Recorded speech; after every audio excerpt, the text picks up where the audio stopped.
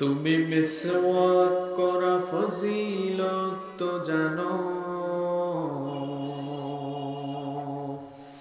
খাবার শেষে মিষ্টি মুখের হাদিসটাও মানো। তুমি মিসওয়াক করা ফজিলত তো জানো, খাবার শেষে মিষ্টি মুখের হাদিসটাও মানো। শুধু হক কথাটা উচ্চ স্বরে বলতে পারো না, অন্যায় দেখে বারুদ হয়ে জ্বলতে পারো না। কেমন মুসলমান তুমি একটু ভাবো না, কেমন তোমার ঈমান একটু বলো না। তুমি মিসওয়াক করা ফজিলত তো জানো, খাবার শেষে মিষ্টি মুখের হাদিসটাও মানো।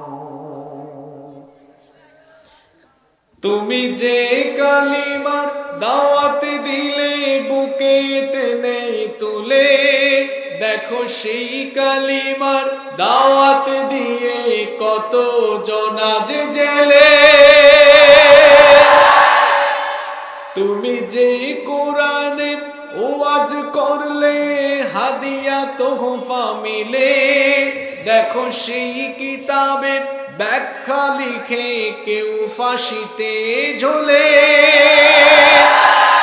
তুমি দুনিয়ার মোহে জীবনের মায়া ছাড়তে পারো না, প্রভুর রাগে প্রাণ বিলিয়ে দিতে জানো না। কেমন মুসলমান তুমি একটু ভাবো না, কেমন তোমার ঈমান একটু বলো না। তুমি মিসওয়াক করা ফজিলত তো জানো, খাবার শেষে মিষ্টি মুখের হাদিসটাও মানো। যারা দিবস জামি যায় লড়ে যায় দিন কায়েমের তরে, তুমি তাদেরকেও জঙ্গি বলো বাতিলের সুর ধরে। ফতোয়া দিয়ে উম্মার মাঝে বিভক্তি শুধু বাড়াও, নিজেকে ভাবো হক বাকিরা ভুলেই নীতিটা ছড়াও।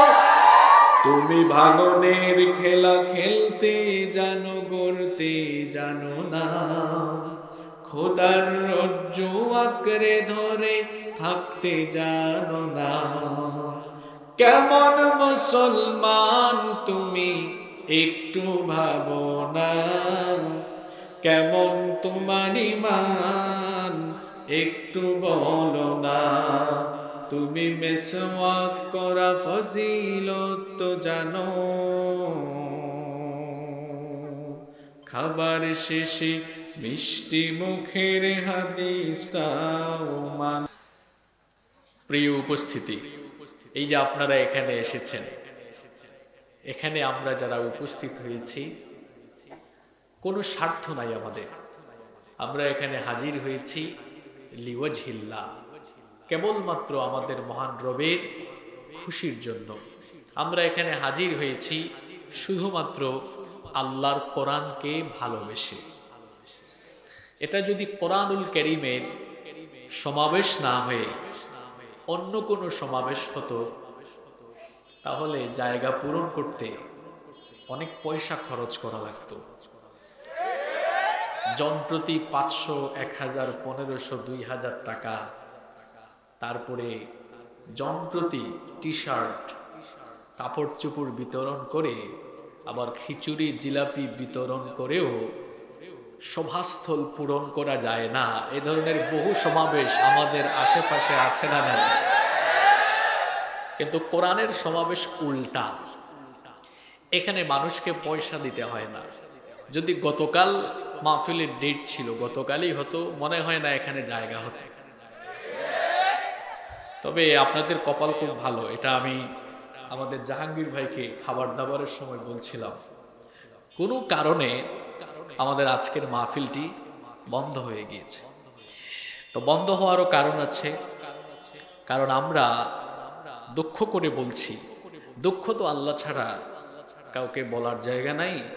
আল্লাহ তাআলাকেই বলছি যে আমরা আল্লাহর আকাশের নিচে বসবাস করে, আল্লাহর জমিনের উপর বসবাস করে আল্লাহর কালামের কথা বলতে হলে আল্লাহর গুলামের কাছে গিয়ে বিনয়ী হয়ে পারমিশন চাওয়া লাগে। ইন্না লিল্লাহি ওয়া ইন্না ইলাইহি রাজিউন। একটু কমন সেন্স খাটান তো। আচ্ছা, এই যে আমরা এখানে আছি, আমি জানি আমার সামনে আওয়ামী লীগের মানুষ আছেন, বিএনপির মানুষ আছেন, জাতীয় পার্টির মানুষ আছেন, বিভিন্ন দলের মানুষ আপনারা এখানে এসেছেন। কারণ আমরা এসেছি কোরআনের মাহফিলে। কোরআন কোনো দলের নয়, কোরআন হচ্ছে সার্বজনীন কিতাব।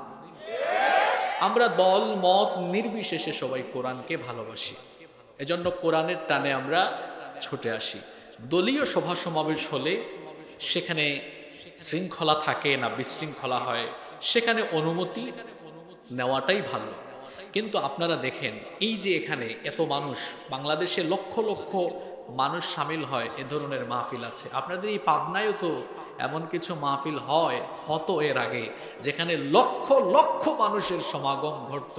কিন্তু আশ্চর্যের ব্যাপার হলো, আমি একজন বক্তৃতা করছি, পিন পতন নীরবতা, সবাই শুনছে, লক্ষ লক্ষ মাহফিল কোরআনের মাহফিলে আসে, একজন বক্তৃতা করে সবাই কান পেতে শুনে, কোনো কথা বলে না। এটা হচ্ছে কোরআনের মাহফিলের সৌন্দর্য। কিন্তু কোরআনের মাহফিল বাদ দিয়ে রাজনৈতিক সমাবেশে গিয়ে দেখেন, নেতা একজন বক্তৃতা করবে, সাইডে কত সাইড টকিং হবে, কত মাসুদ, কত শফিক, কত এইটা বের হবে। কথা বোঝা যায়? কিন্তু এখানে কোনো শফিকও নাই, মাসউদও নাই। এখানে কোরআনের ধারাভাষ্য একজন দেন, সবাই শুনে। একজন চেয়ার দিয়ে আরেকজনের মাথার উপর মারে না, একজন আরেকজনকে ঠেলাঠেলি করে না, গুতাগুতি করে না, এখানে হাতাহাতি নাই, মারামারি নাই। এটা কোরআনের মাহফিলের সৌন্দর্য। যারা কোরআনের মাহফিলকে বন্ধ করে তাদেরকে বলবো, এই দৃশ্য, এই জান্নাতি পরিবেশ নিজের চোখে দেখা উচিত তাদের। তারা বলে মাহফিল থেকে নাকি উস্কানি দেওয়া হয়। মাহফিল থেকে উস্কানি দেওয়া হয় না, বরং উস্কানি দেওয়া হয় যেই সকল সভা সমাবেশগুলোতে নেতার ভাষাও ঠিক নাই, কর্মীর ভাষাও ঠিক নাই, ওই ধরনের বিশৃঙ্খল সমাবেশ থেকে উস্কানিমূলক শব্দ বের হয়। কোরআন বিশৃঙ্খলার পক্ষে নয়, কোরআন শান্তির পক্ষে, কোরআন শৃঙ্খলার পক্ষে। একজন স্বেচ্ছাসেবক লাগে না, মানুষ আসে আবার চলে যায়। মজার ব্যাপার হলো, এই মাহফিলগুলোতে কোনো প্রকার নিরাপত্তাও দেওয়া লাগে না। মানুষ নিজেরা আসে আবার চলে যায়, নিরাপত্তা দেয় কোনো প্রশাসন না। কারণ হাদিসে এসেছে, যেখানে কোরআনের আলোচনা হয় আল্লাহ খুশি হয়ে সেই মজলিসের চারপাশে তার রহমতের ফেরেশতা পাঠান। সুবহানাল্লাহ। এখন আপনারা আমাকে বলেন তো, এই কোরআন কার? কোরআনের প্রতিটা অক্ষর হরফ কার তরফ থেকে এসেছে? তাহলে মাহফিলে কোরআনের বাহিরে কথা হয় না। এখন এই গয়েশপুর এলাকার মানুষ, সালাইপুর এলাকার মানুষ মাহফিল আয়োজন করবে, মনে করেন এই গুরুস্থানে হবে। এই গুরুস্থান বাদ দেন, গোটা পৃথিবী, গোটা মহাবিশ্ব সবকিছু কার? এত আসতে বললেন? আল্লাহর জমিনের উপরে আল্লাহর কোরআনের কথা হবে। মাসালান আমি আমাকে দিয়ে উদাহরণ দিই। মনে করেন আমি একটু খুব ভাবে আছি। আমাদের সমাজে কিছু মানুষ সবসময় ভাবে থাকে, চিন্তা করে না, তার ভাব সেকেন্ডের ভেতরে শেষ হয়ে যেতে পারে। 3 দিন আগে আমি কুমিল্লায় ছিলাম, এক বাসায় রাত্রি যাপন করেছি মাহফিল শেষ করে। সুস্থ মানুষ, বয়স 65 মতো হবে। ওনার মাহফিলে গত বছর আমি গিয়েছি, তিনি আমার পাশে বসে মাহফিল শুনেছেন, পুরা আলোচনা শুনেছেন, মোনাজাত পর্যন্ত ছিলেন। হঠাৎ করে সকালবেলা একটা চিৎকার করে, আওয়াজ করে, স্ট্রোক করে জায়গায় মারা গেলেন। যে কোনো মুহূর্তে আমাদের মৃত্যু হতে পারে কি পারে না? এই যে এত হেডাম, এত ভাব, মনে করেন ভাব নিয়ে বললাম, কি গয়েশপুরে মাহফিল করবেন, সালাইপুরে মাহফিল করবেন, অনুমতি নিয়েছেন? আমার কাছ থেকে আপনি এসে অনুমতি নিচ্ছেন, আমি কে? আমি কে? আমি আল্লাহর গোলাম।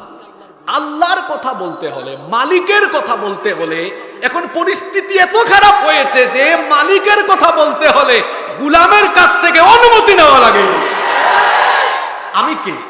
আমি তো গোলাম নই, আমি গোলামের ঘরের গোলাম। আমার বাপ দাদা 14 গোষ্ঠী আল্লাহর গোলাম, আমরা গোলাম জাত, আমরা গোলামের ঘরের গোলাম। গোলামের ঘরের গোলামের কাছ থেকে পারমিশন নিয়ে এখন মালিকের কথা বলা লাগে। যারা আল্লাহর কোরআনের মাহফিল বন্ধ করে আল্লাহর কোরআনের মাহফিল বিভিন্ন এলাকায় করতে দেয় না, আল্লাহর জান্নাতের অতিথিদের খাতায় তার নাম থাকবে না। বেশি ভাব থাকে না দুনিয়ায়। যারা আল্লাহর কোরআনের বিরুদ্ধে অবস্থান করে, আল্লাহ যেন কপালে হেদায়াত থাকলে হেদায়াত দেয়, হেদায়াত যদি না থাকে আল্লাহর যা ইচ্ছে আল্লাহ তাই করে। তো বলছিলাম আমাদের মাহফিলটা গতকাল ছিল, প্রাকৃতিক দুর্যোগের কারণে হয়নি, কিন্তু আজকে হয়েছে আলহামদুলিল্লাহ। আপনাদেরকে আরো বলছিলাম যে এই মাহফিলগুলোতে আপনারা এসেছেন, কাউকে পয়সা দিতে হয় না। উল্টা কোরআনের মাহফিলে এসে মানুষ পয়সা দেওয়া লাগলে খুশি হয়ে দেয়। ঠিক আছে না কথা? আপনারা কি খুশি হয়ে দেন? কারা কারা দেন একটু হাত তুলেন তো আমি দেখি। সবাই একটু হাতটা তুলেন। এখন হাত তুলে কি বিপদে পড়ছেন? একটু হাত তুলেন না। আপনারা যে খুশি হইয়া দেন আজকে একটু দেখি। এখানে মাদ্রাসা আছে শুনলাম, গোরস্থান, এগুলোর উন্নতি করবে দেখি আমরা দেওয়ার মতো মন মানসিকতা রাখি কিনা। হাতটা নামাইয়া পকেটের ভিতর ঢুকান। মানুষের পকেটে ঢুকাইন না, নিজের পকেটে ঢুকান। আমি 1-1.5 মিনিটের মধ্যে আমি যে আয়াতগুলো তেলাওয়াত করেছি সেখান থেকে আলোচনা শুরু করবো ইনশাআল্লাহ। ভাইজান এখানে ছেলেরা আছে না? আচ্ছা, এই যে ছেলেরা এখন যাবে চতুর্দিক থেকে, আপনারা কি আমার কথায় কষ্ট পেয়েছেন যে হুজুর একটু কৌশল করে নিয়ে ফেললো? ব্যাপারটা কি এমন? আমাদের প্রত্যেকটি সাদাকার বিনিময়ে খুশি হবেন কে? আর একটু জোরে বলেন। মাশাআল্লাহ, এক ভাই দিয়েছেন, আল্লাহ কবুল করেন। আর স্পেশাল কেউ থাকলে মোনাজাতের আগে ওই সময় দিয়ে দিন, তখন দোয়া হবে ইনশাআল্লাহ। আমি বেশি সময় নিব না আপনাদের থেকে, এই তো 1 মিনিট। ছেলেরা যাবে, এটা আগে থেকে রেডি করে রাখলে ভালো হইতো ভাইজানরা। একটু তাড়াতাড়ি ঢুকে যান তো ব্যাগ নিয়ে। এলাকায় যারা স্বেচ্ছাসেবক এখানে আছেন, শহরে অবস্থান করি তো,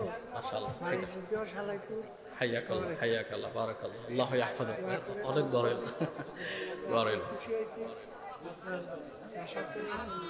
মাশাআল্লাহ।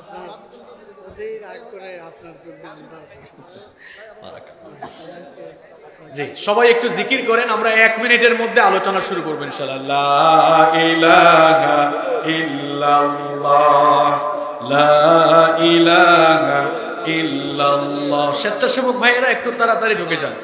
লা ইলাহা ইল্লাল্লাহ, সুবহানাল্লাহ ওয়ালহামদুলিল্লাহ, লা ইলাহা ইল্লাল্লাহ, লা ইলাহা ইল্লাল্লাহ, লা ইলাহা ইল্লাল্লাহ, সুবহানাল্লাহ ওয়ালহামদুলিল্লাহ, লা ইলাহা ইল্লাল্লাহ, লা ইলাহা ইল্লাল্লাহ, লা ইলাহা। আরেকটু বেশি মানুষ ঢোকেন। লা ইলাহা ইল্লাল্লাহ, সুবহানাল্লাহ ওয়ালহামদুলিল্লাহ, লা ইলাহা ইল্লাল্লাহ, লা ইলাহা ইল্লাল্লাহ, লা ইলাহা ইল্লাল্লাহ, সুবহানাল্লাহ ওয়ালহামদুলিল্লাহ, লা ইলাহা ইল্লাল্লাহ, লা ইলাহা ইল্লাল্লাহ, লা ইলাহা ইল্লাল্লাহ, মুহাম্মাদুর রাসূলুল্লাহ। সকলেই আমার সঙ্গে পড়েন সাল্লাল্লাহু আলাইহি ওয়াসাল্লাম। আমি কি আপনাদেরকে খুব কষ্ট দিয়ে ফেলেছি? আমি কি আপনাদেরকে খুব কষ্ট দিয়ে ফেলেছি? পাবনার মানুষ, সুশিক্ষিত মানুষ। আমি গত 6 বছরে যতবার প্রত্যেকটি মাহফিলে পাবনার মানুষের ভালোবাসা পেয়েছি, তাদের সুন্দর আচরণ, সুন্দর ব্যবহার আমি দেখেছি। আশা করছি আজকের এই মাহফিলেও পাবনার মানুষ তারা সুন্দর আচরণ, সুন্দর ব্যবহারের পাশাপাশি প্রাণবন্ত রেসপন্সও করবেন ইনশাআল্লাহ। বসে যান ভাইজান। আর আপনারা যারা আছেন আমার কথা রাগ করবেন না, একটু সাইডে যদি সাইড টকিং না করেন তাহলে ভালো হয়, আলোচনাটা ভালোভাবে করা যাবে। একটু আপনারা আমাকে সহযোগিতা করবেন প্লিজ। আমার সামনে যারা আছেন আমাকে আপনারা সহযোগিতা করবেন, সবাই সহযোগিতা করবেন তো ইনশাআল্লাহ। আমি আর কথা বাড়াতে চাই না। আমি যে আয়াতগুলো তেলাওয়াত করেছি এই আয়াতগুলোর আলোকে আজকে হেদায়েতের উদ্দেশ্যে বাস্তবমুখী আলোচনা হবে। পড়ি ইনশাআল্লাহ। ইনশাআল্লাহর আওয়াজ ছোট হলে ভালো হয় না বড় হলে ভালো হয়? চলেন আমরা শুরু করি। আমি কোরআনুল কারীমের 28 নম্বর সূরা সূরাতু আল কাসাসের 4 থেকে 6 নম্বর আয়াত, এই 3টি আয়াত আপনাদের সামনে তিলাওয়াত করেছি। এই 3টি আয়াতের আলোকে আমি আপনাদের সামনে কথা বলবো ইনশাআল্লাহ। সূরার নাম হচ্ছে সূরাতু আল কাসাস। কাসাস শব্দের অর্থ হলো কাহিনী, ঘটনা। এই সূরার মধ্যে ধারাবাহিক কিছু ঘটনা বর্ণিত হয়েছে, এজন্য এই সূরার নাম হলো সূরাতুল কাসাস। কোরআনে যে ঘটনাগুলো আছে এই ঘটনাগুলোর মধ্যে আমাদের জন্য শিক্ষা আছে না নাই? অবশ্যই আছে। প্রত্যেকটি ঘটনার ভেতরে আমাদের জন্য শিক্ষণীয় অনেক কিছু আছে। চলেন আমরা শুরু করি। যে আয়াতগুলো আমরা তেলাওয়াত করেছি সেই আয়াতগুলোর আলোকে আমরা আজকে কথা বলবো। পড়ি ইনশাআল্লাহ।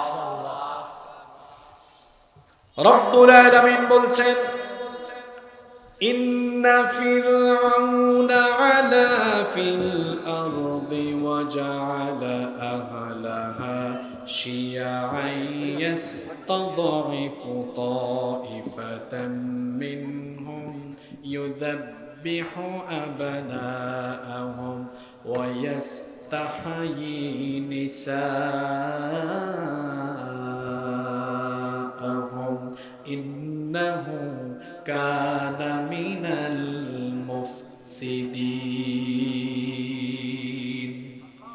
আল্লাহ তাআলা বলছেন ইন্না ফিরআউনা আলা ফিল আরদ, নিশ্চয়ই ফেরাউন জমিনে ঔদ্ধত্য আরম্ভ করেছে।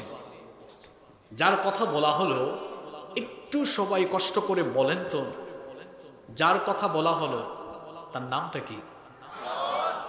আসলে ফেরাউন কোনো নাম নয়, ফেরাউন হচ্ছে একটা উপাধি।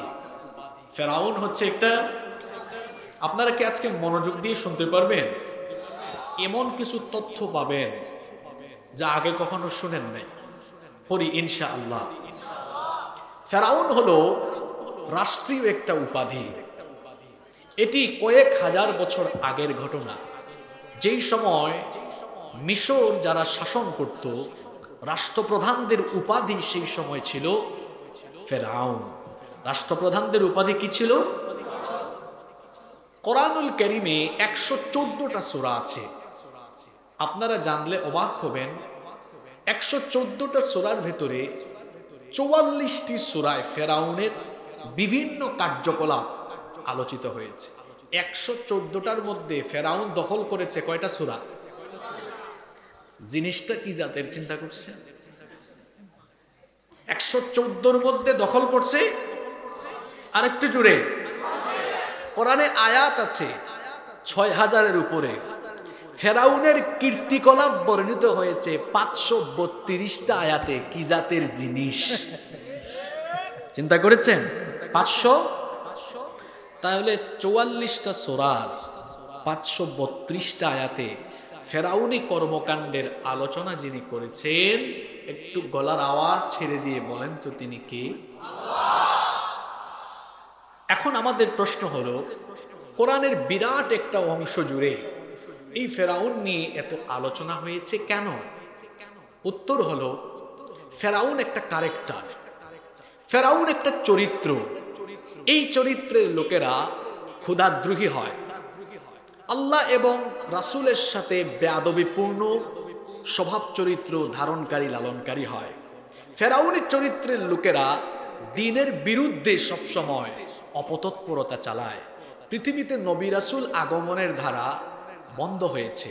নবীজি এসে গিয়েছেন, আখিরে নবীর পরে আর কোনো নবীও নাই, রসুলও নাই। কিন্তু কিয়ামত পর্যন্ত ফেরাউনি চরিত্রের লোকেরা পৃথিবীতে এসে ফেরাউনগিরি করে দিনদার ইমানদারদের উপরে তাদের ফেরাউনি চরিত্র প্রয়োগ করবে। ইমানদারেরা ফেরাউনি চরিত্রের সম্মুখীন হলে যেন ভয় না পায়। আর ফেরাউনি চরিত্রের লোকেরা ফেরাউনগিরি করে করে করে করে করে করে করে করে কোন পরিণতিতে যায় এগুলো খোলাখুলি কোরআনে বর্ণনা করে দিয়ে তামাম দুনিয়ার মানুষকে যিনি সতর্ক করে দিয়েছেন তিনি কে? কথা কি বোঝা যায়? যে আয়াত তিলাওয়াত করলাম এই আয়াতে ফেরাউনের 4টা চরিত্র তুলে ধরা হয়েছে। কথা বুঝে থাকলে বলেন কয়টা? রব্বুল আলামিন প্রথমেই বললেন ইন্না ফিরআউনা আলা ফিল আরদ, নিশ্চয়ই ফেরাউন জমিনে অধ্যত করেছিল, অহংকার করেছিল। এই ফেরাউন নিজেকে অহংকার আর অধ্যত করতে করতে নিজেকে এমন জায়গায় নিয়ে গিয়েছিল, ফেরাউন তার মসনদের অহংকারে, ক্ষমতার অহংকারে নিজেকে আর মানুষের কাতারে রাখে নাই। অহংকার আর অধ্যত করে নিজেকে নিয়ে গিয়েছে রবের কাতারে। কোরআনের এক আয়াতের তাফসীর পাওয়া যায় অন্য আয়াতে। এই ফেরাউন অধ্যত আর অহংকার করে করে নিজে ঘোষণা দিয়েছিল। আল্লাহ অন্য জায়গায় বলেছেন ফাকালা আনা রাব্বুকুমুল আ'লা, সে বলেছিল আমি হচ্ছি বড় খোদা। মানুষ কখনো মানুষের রব হতে পারে না, মানুষ কখনো মানুষের রব হতে পারে না। আমাদের রব যিনি সবাই বলেন তিনি কি? আল্লাহ আমার রব, এই রবি আমার সব। আল্লাহ আমার রব, এই রবি আমার সব। দমে দমে তনু মনে তারি অনুভব। আল্লাহ আমার রব, এই রবি আমার সব। তোমার দুনিয়াতে আমি যেদিকে তাকাই অথই নিয়ামাতে ডুবে আছি সবাই। পাক পাখালির গানে শুনি তসবিহ কলর, তসবিহ কলর। আল্লাহ আমার রব, এই রবি আমার সব। পড়েন আলহামদুলিল্লাহ। ইন্না ফিরআউনা আলা ফিল আরদ, নিশ্চয়ই ফেরাউন জমিনে অধ্যত করেছিল, অহংকার করেছিল। নিজের ক্ষমতার বড়াই, ক্ষমতার অহংকার করে নিজেকে সে মানুষের কাতারে আর রাখে নাই, নিয়ে গিয়েছে রবের কাতারে। ক্ষমতা পেয়ে ক্ষমতার চোটে অহংকার করা এটা মানুষের চরিত্র নয়। ক্ষমতা পেয়ে ক্ষমতার অহংকারী হয়ে মানুষকে মানুষ মনে না করে ক্ষুধার্ত বাঘের মতো মানুষের উপর অবিচার করে ঝাঁপিয়ে পড়া, এটা হলো ফেরাউনি চরিত্রের নমুনা। এই জাতের ফেরাউন এখন পৃথিবীতে নাই। ও আপনারা টের পাইছেন না? ক্ষমতার অহংকারে নিজেকে আর স্থির রাখতে পারে না, হিংস্র বাঘের মতো মানুষের উপর অন্যায় করে অবিচার করে। ফেরাউন যেভাবে তার ক্ষমতার অহংকারে, কোরআনে তো সে বিরাট একটা অংশ তার আলোচনা দখল করে আছে। ফেরাউনের আলোচনা যখন আপনি কোরআন থেকে করবেন দেখবেন ফেরাউন রাতের বেলা মানুষকে বাড়িতে ঘুমাইতে দিত না, ফেরাউন মানুষকে শান্তিতে থাকতে দিত না। ফেরাউনের চরিত্রের লোকেরা নিজেদের ক্ষমতার অহংকারে এখনো পৃথিবীর ফেরাউনরা মানুষকে শান্তিতে বাড়িতে থাকতে দেয় না। আল্লাহ বলেছেন ইন্না ফিরআউনা আলা ফিল আরদ, নিশ্চয়ই ফেরাউন জমিনে অধ্যত আরম্ভ করেছিল। ফেরাউন ছিল অহংকারী। এর পরের অংশে আল্লাহ তাআলা বলছেন ওয়াজআলা আহলাহা শিয়া। এখানে তো আলেমরা আছেন, আমি একটু আবিধানিক অনুবাদ করি, শব্দে শব্দে অনুবাদ করি। আল্লাহ তাআলা বলছেন ওয়াজআলা, আর সে বানিয়েছিল আহলাহা, তার জনপদের অধিবাসীদেরকে শিয়া, বিভক্ত করে রেখেছিল। সে তার অধিবাসীদেরকে বিভক্ত করে রেখেছিল। অর্থাৎ যেটাকে ইংরেজিতে আমরা বলি ডিভাইড অ্যান্ড রুলস, বিভক্ত করো, শাসন করো, এটা ছিল ফেরাউনের নীতি। আপনারা এই কথাটা কোরআন থেকে মুখস্থ করে যান, তাহলে ফেরাউনের চরিত্র সম্পর্কে ধারণা ক্লিয়ার হবে। আল্লাহ বলছেন ওয়াজাআলা আহলাহা শিয়া, এই ফেরাউন তার জনপদের অধিবাসীদেরকে বিভক্ত করে রেখেছিল। তার একটা নীতি ছিল বিভক্ত করো, শাসন করো, বিভক্ত করো, ভাগ করে রাখো আর মানুষকে শাসন করো। কেন সে ভাগ করে রাখতো? কারণ মানুষকে যদি দলে দলে দলে দলে ভাগ করে রাখা যায়, তাহলে ফেরাউনি মসনদটা আরো বেশি মজবুত রাখা যায়। ফেরাউন তার নিজের মসনদকে শক্ত করার জন্য, মজবুত করার জন্য মানুষকে দলে দলে দলে দলে ভাগ করে রেখেছে, যাতে করে মানুষ ঐক্যবদ্ধ হয়ে ফেরাউনি ভিত নড়াতে না পারে। তাহলে নিজেদের চেয়ারকে, নিজেদের মসনদকে শক্ত রাখার জন্য চতুর্দিকে মানুষকে বিক্ষিপ্তভাবে দলে দলে ভাগ করে রাখা, এটা হলো ফেরাউনি বৈশিষ্ট্যের আরেকটা নমুনা। পৃথিবীর ফেরাউনরা মুসলমানদেরকে এইরকম করে বছরের পর বছর, শতাব্দীর পর শতাব্দী ধরে ভাগ করে রেখেছে। পৃথিবীর 200 কোটি মুসলমান আজ একই পতাকা তোলে নাকি 58টা রাষ্ট্রে ভাগ হয়ে আছে? কথা কি বোঝা যায়? পৃথিবীর ফেরাউনরা মুসলমানদেরকে এক থাকতে দিচ্ছে না। 58টা মুসলিম রাষ্ট্রে আমরা বিভক্ত হয়ে আছি। এই বিভক্ত থাকার ফলে কি হয়েছে? আমরা বিভিন্ন সুযোগ সুবিধা হারিয়েছি, ফ্যাসিলিটিস হারিয়েছি। আপনাদেরকে আমি কয়েকটা এক্সাম্পল দিয়ে বুঝাই, কয়েকটা উদাহরণ দিয়ে বুঝাই আপনাদেরকে। মনে করেন এই গয়েশপুর এলাকার, এই সালাইপুর এলাকার একটা ছেলে হাফেজি কমপ্লিট করলো, এখন সে মাদ্রাসায়ও পড়লো, দাখিল আলিম পাশ করলো, মদিনা ইউনিভার্সিটিতে, উম্মুল কোরা ইউনিভার্সিটিতে, মিশরের আল আজহার ইউনিভার্সিটিতে সে চাইলেই যেতে পারবে না। হয় স্কলারশিপ পাওয়া লাগবে, অথবা নিজের খরচে যাবে। অনেক প্রসেসিং আছে, আবেদন করবে, কাগজপত্র রেডি হবে, নানান ঝামেলা আছে।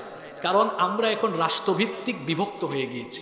কিন্তু রাষ্ট্রভিত্তিক বিভক্ত না হয়ে সব মুসলমানরা যদি একই পতাকা তলে থাকতো, ভিসাও লাগতো না।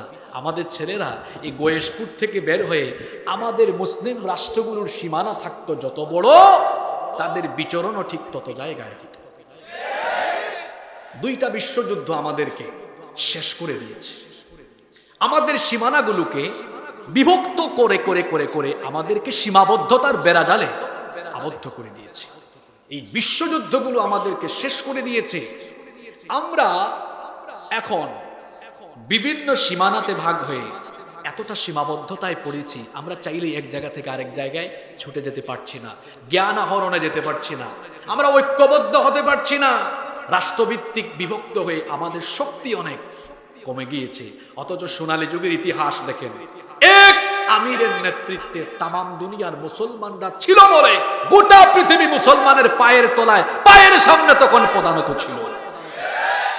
এই যে বিভক্ত হয়ে গেলাম, ডিভাইড এন্ড রুলস, বিভক্ত করো, শাসন করো।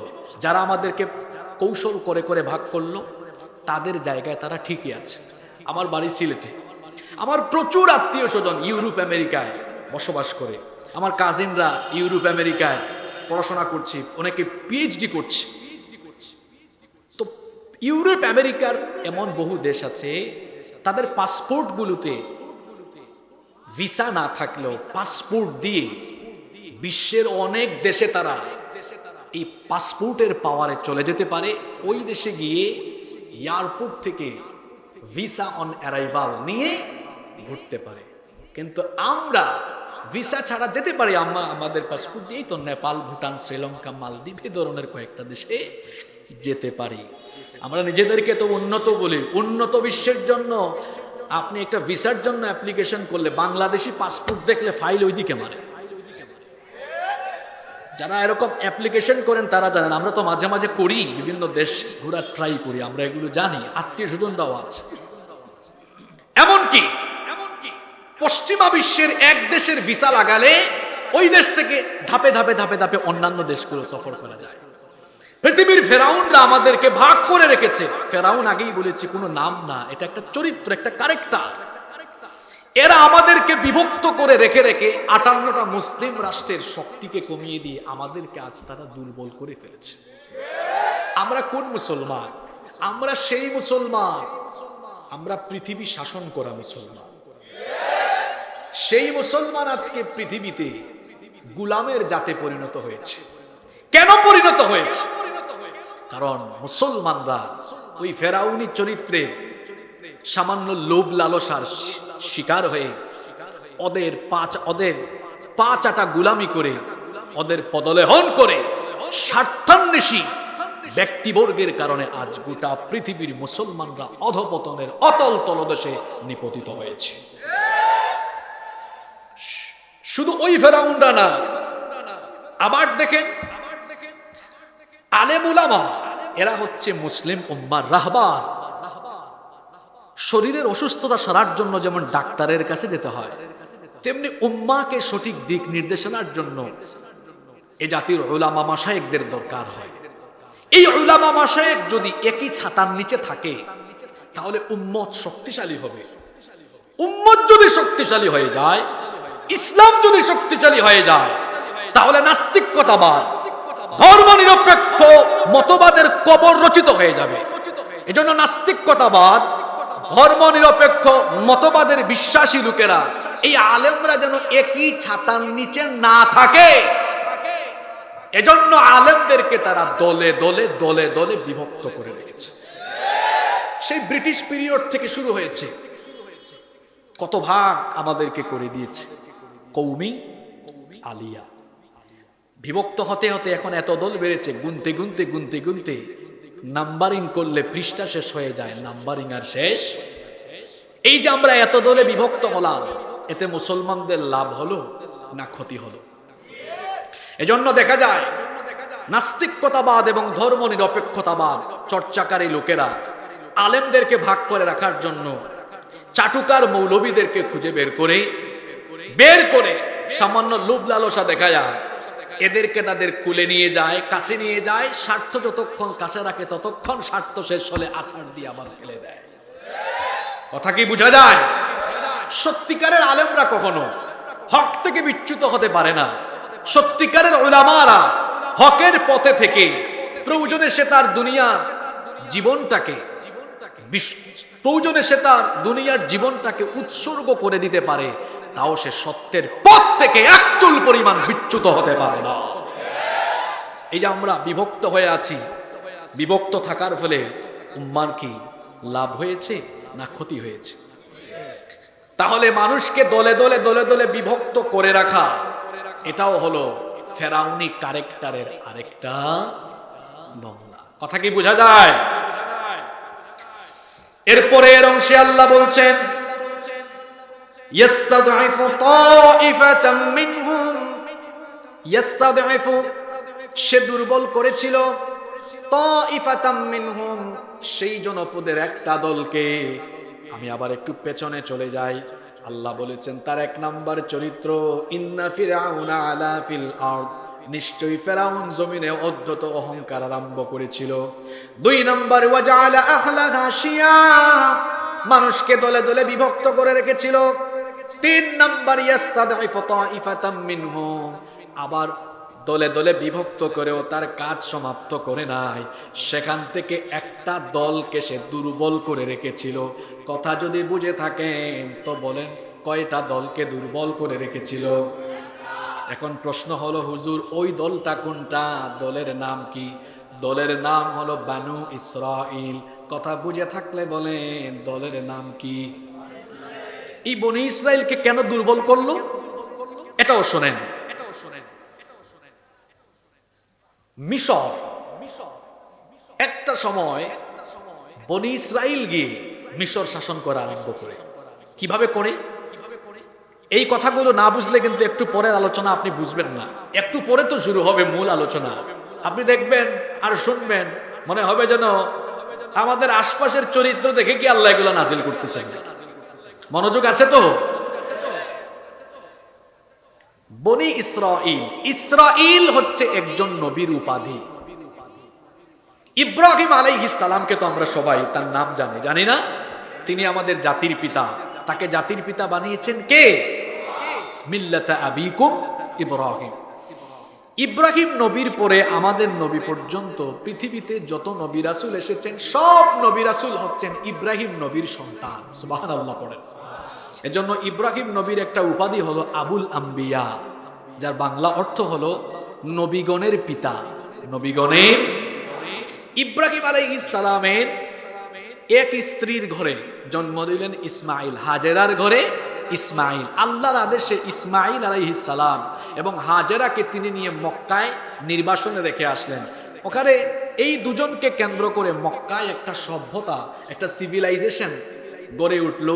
এই সভ্যতায় আর কোনো নবী রাসূল আসলেন না। এখানে একেবারে শেষ পর্যায়ে আখিরি নবীর আগমন ঘটল, মুহাম্মাদুর রাসূলুল্লাহ সাল্লাল্লাহু আলাইহি ওয়াসাল্লাম। তাহলে আমাদের নবী হচ্ছেন ইসমাইল বংশের, বানু ইসমাইল। আর ইব্রাহিম আলাইহিস সালামের আরেক স্ত্রী নাম হলো সারা, তার ঘরে শিশুপুত্রের জন্ম নিল, নাম হলো ইসহাক। ইসহাকের ঘরে জন্ম নিলেন ইয়াকুব।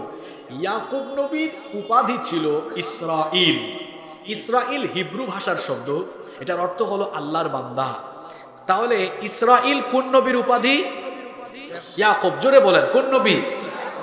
ইয়াকুব নবীর উপাধি ইসরাইল।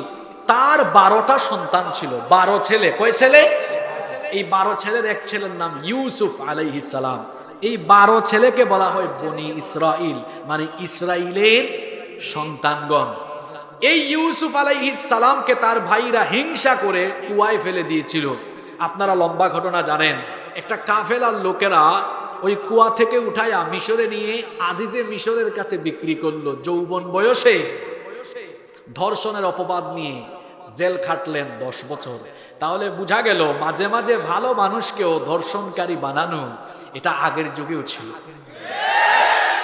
ইউসুফ নবী মাসুম ছিলেন, মাসুম সেই নবীকেও সেই যুগে ধর্ষণের অপবাদ দেওয়া হয়েছিল।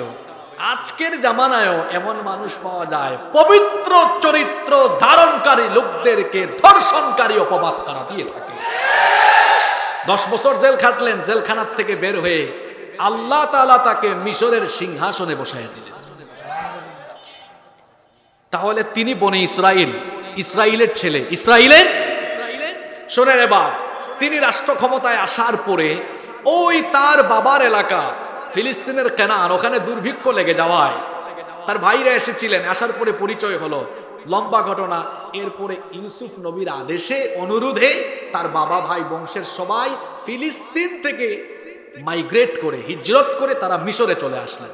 তাহলে বনি ইসরাইল চলে আসলো কোথায়? মিশরে। মিশরের শাসনকর্তা তারা, মিশর শাসন করছে, কয়েক শতাব্দী শাসন করলো এই মিশরকে বনি ইসরাইলরা। ইউসুফ আলাইহিস সালাম দুনিয়া থেকে চলে যাওয়ার পরে বনি ইসরাইলের লোকেরা নাফরমানি আরম্ভ করে, যার কারণে বনি ইসরাইলদের উপরে আল্লাহ তাআলা ফেরাউনি সম্প্রদায় চাপায়া দেন। ফেরাউনরা এবার মিশরের ক্ষমতা দখল করে ফেলল। ফেরাউনরা মিশরের ক্ষমতা দখল করে বনি ইসরাইলদেরকে কোন ঠাসা করে ফেললো। এদেরকে এত দুর্বল করো যেন এরা আর কোনোদিন মিশর শাসনের সাহস না করে। এই কথা আল্লাহ এখানে বলছেন। এই ফেরাউন তার এলাকার লোকদেরকে দলে দলে তো বিভক্ত করে রেখেছিল, তার পাশাপাশি একটা দলকে সে দুর্বল করে রেখেছিল। দলের নাম কি? বনি।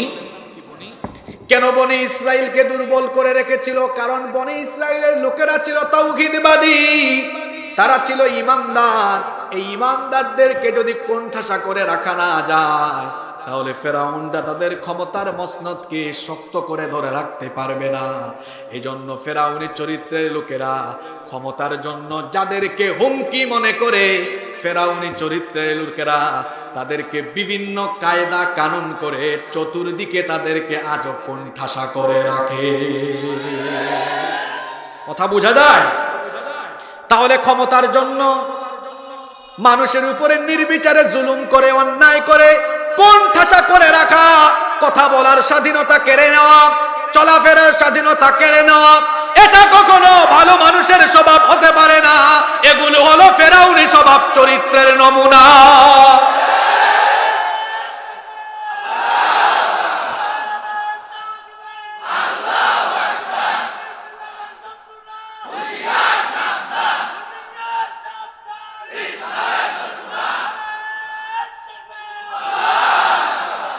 আল্লাহ বলছেন ইন্না ফিরাউনা আলা ফিল আরদ, নিশ্চয়ই ফেরাউন জমিনে অধ্যত আরম্ভ করেছিল। 2 নাম্বার ওয়াজআলা আহলাহা শিয়া, সে তার জনপদের লোকদেরকে বিভক্ত করে রেখেছিল।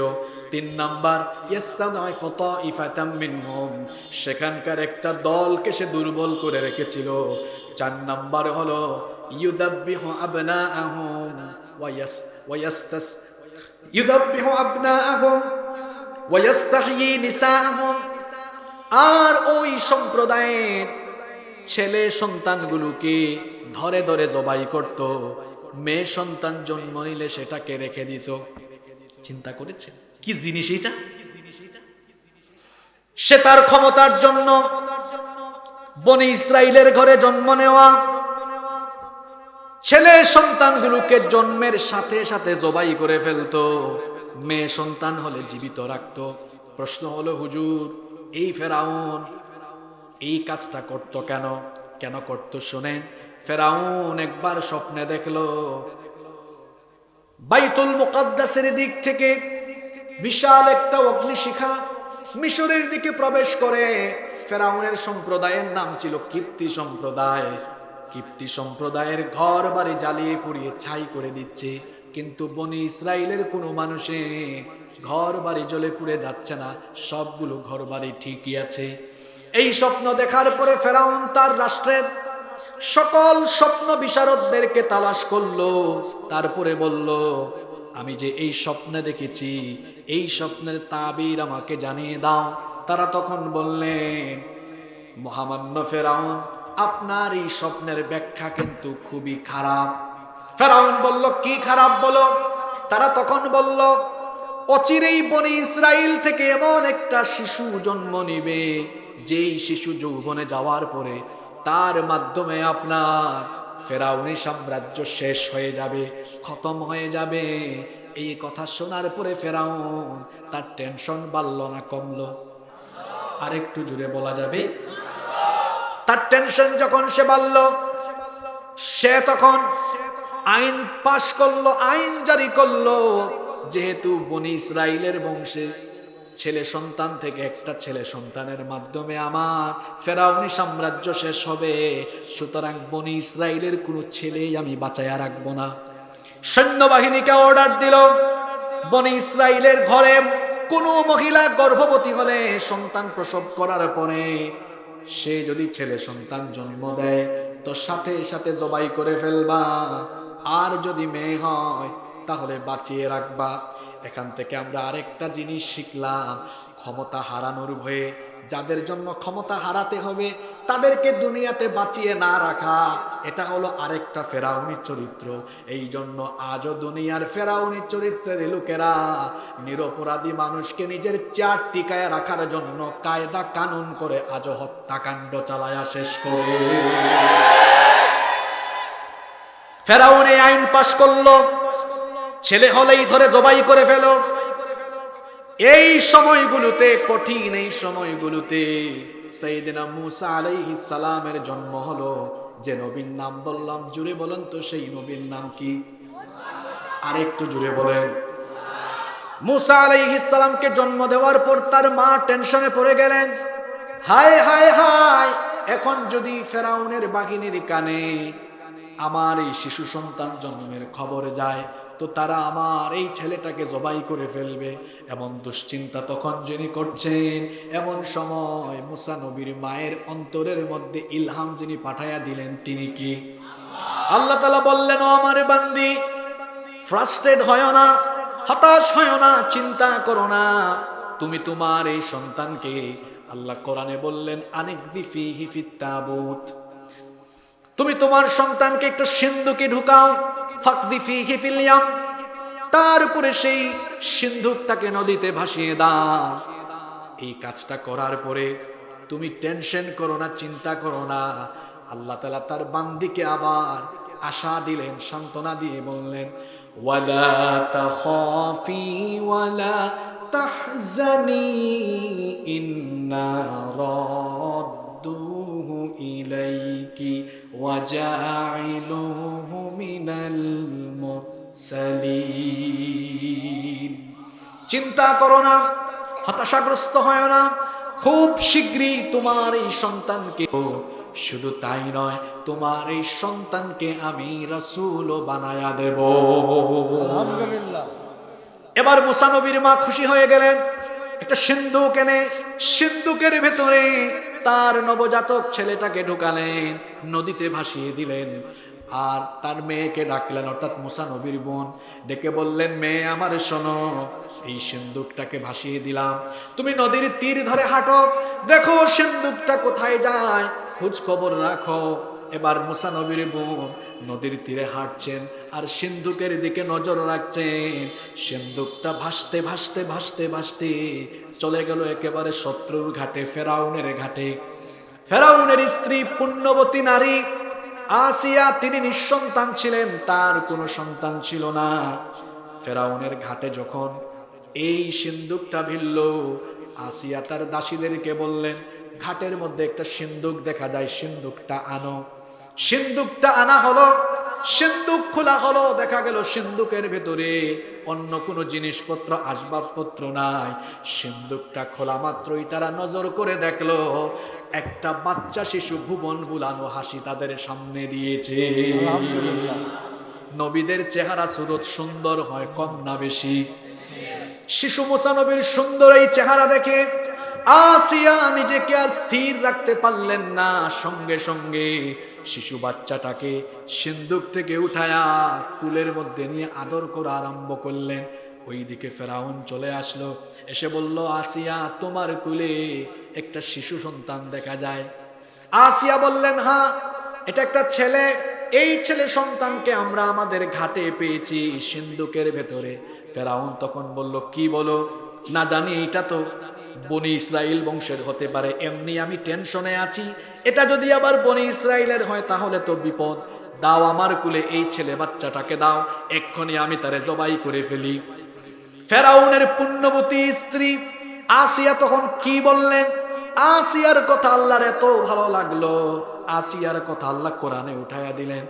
আসিয়া তখন বললেন, وقالت امرأة فرعون قرة عين لي ولك لا تقتلوه عسى أن ينفعنا أو نتخذه ولدا।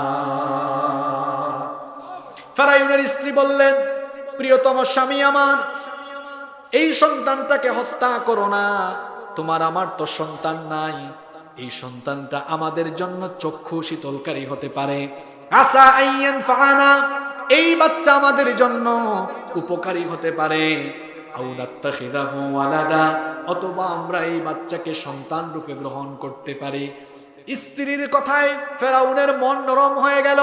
ফেরাউন তখন বলল, ঠিক আছে আসিয়া, তুমি যখন বলছো তাহলে এই সন্তানকে আমরা ছেলে হিসাবে গ্রহণ করলাম, এটাকে আমরা আমাদের রাজপ্রাসাদে লালন পালন করব। যে ফেরাউন মুসার ভয়ে হাজার হাজার শিশু সন্তানকে হত্যা করে, সেই শিশুটাকে ফেরাউনের ঘরে কৌশল করে ঢুকাইয়া দিয়েছেন কে? এখান থেকে শিক্ষা কি? এখান থেকে শিক্ষা হলো, ফেরাউনি চরিত্রের লোকেরা ক্ষমতা হারানোর ভয়ে চতুর্দিকে মানুষ হত্যা করে, অথচ জানে না তার ক্ষমতা তার আশেপাশের লোকদের থেকে চলে যাবে, নিজেই বুঝে না। যেই রকম করে এই ফেরাউনের বেলায় হয়েছে, সে ক্ষমতার জন্য গোটা দেশে শিশু জবাই করে, আর তার প্রাসাদেই ওই শিশু বড় হয়ে উঠে, ফেরাউন টেরও পায় না। কৌশল টাকার কথা কি বুঝা যায়? এবার এই শিশু বাচ্চা, এটা তো মাংস খেতে পারে না, মাছ খেতে পারে না, শিশু তো খাবে বুকের দুধ। এবার ফেরাউনের পুণ্যবতী স্ত্রী আসিয়া, তিনি বললেন, গোটা রাষ্ট্রে খবর দাও, ধাত্রী মহিলাদেরকে সামনে নিয়ে আসো। চতুর্দিক থেকে ধাত্রী নারীদেরকে আনা হলো।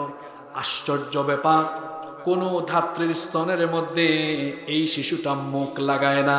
কেন লাগায় না? আল্লাহ বলছেন, وحرمنا عليه المراضع من قبل فقالت هل أدلكم على أهل بيت يكفلونه لكم وهم له ناصحون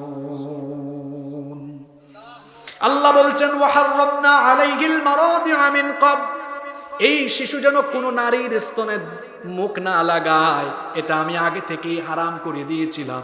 যখন এই শিশু কোনো ধাত্রীর স্তনে মুখ লাগায় না, ফেরাউনের স্ত্রীর টেনশন বেড়ে গেল। ওইদিকে মুসা নবীর বোন তালাশ করতে করতে খোঁজ নিতে নিতে ফেরাউনের রাজপ্রাসাদে ঢুকে গেলেন। দেখলেন ফেরাউনের স্ত্রী টেনশনে আছেন। টেনশন দেখে মুসা নবীর বোন বললেন, টেনশন করবেন না, দুশ্চিন্তা নিবারণের খবর আমার কাছে আছে। তিনি তখন বললেন, আল্লাহ কোরআনে তার কথা উঠায় দিয়েছেন, হাল আদুল্লুকুম আলা আহলি বাইতি ইয়াকফুলুনাহু ওয়া হুম লাহু নাসিহুন। আমি কি এমন একটা ফ্যামিলি, এমন একটা পরিবারের সন্ধান দিব না, যেই পরিবার এই শিশুটির দেখভাল করবে, এই শিশুটিকে লালন পালন আর রক্ষণাবেক্ষণের দায়িত্ব নিবে। তখন আসিয়া বললেন, ঠিক আছে, ওই পরিবারকে নিয়ে আসো। মুসা নবীর বোন এবার খুশিতে দৌড়াই দৌড়াই বাড়িতে গেলেন। গিয়ে দেখলেন মা তখনও দুশ্চিন্তাগ্রস্ত। মুসা নবীর বোন গিয়ে বললেন, মা গো, টেনশন করো না, তোমার কুলের সন্তানকে তুমি আবার কুলে ফিরে পাবা। সমস্ত ঘটনা শোনালেন।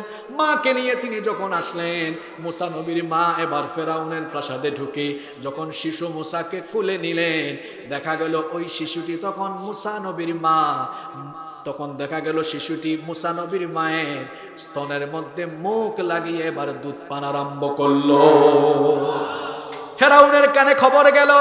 ফেরাউন এসে বলল, ঠিক আছে, তোমার স্তন থেকে যেহেতু এই বাচ্চা দুধ পান করেছে, তুমি আর বাড়ি যাওয়ার দরকার নাই, তুমি এখন থেকে আমার রাজপ্রাসাদে থাকো, এই সন্তানকে শাহজাদার মতো লালন পালন করো, এই শিশুটির দেখাশোনা করো, শিশুটিকে দুধ পান করানোর জন্য, লালন পালনের জন্য তোমাকে আমার ফেরাউনি সরকার থেকে, ফেরাউনি সাম্রাজ্য থেকে মাসে মাসে বেতন দিব।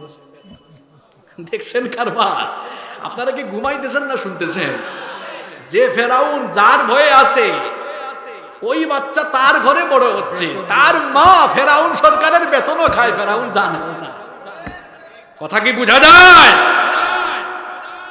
এই রকম অবস্থায় মুসা নবী বড় হয়ে গেলেন। মুসা নবী যুবক হয়ে গেলেন। যৌবন বয়সে তিনি একবার শহরে বের হয়েছেন দুপুর বেলা।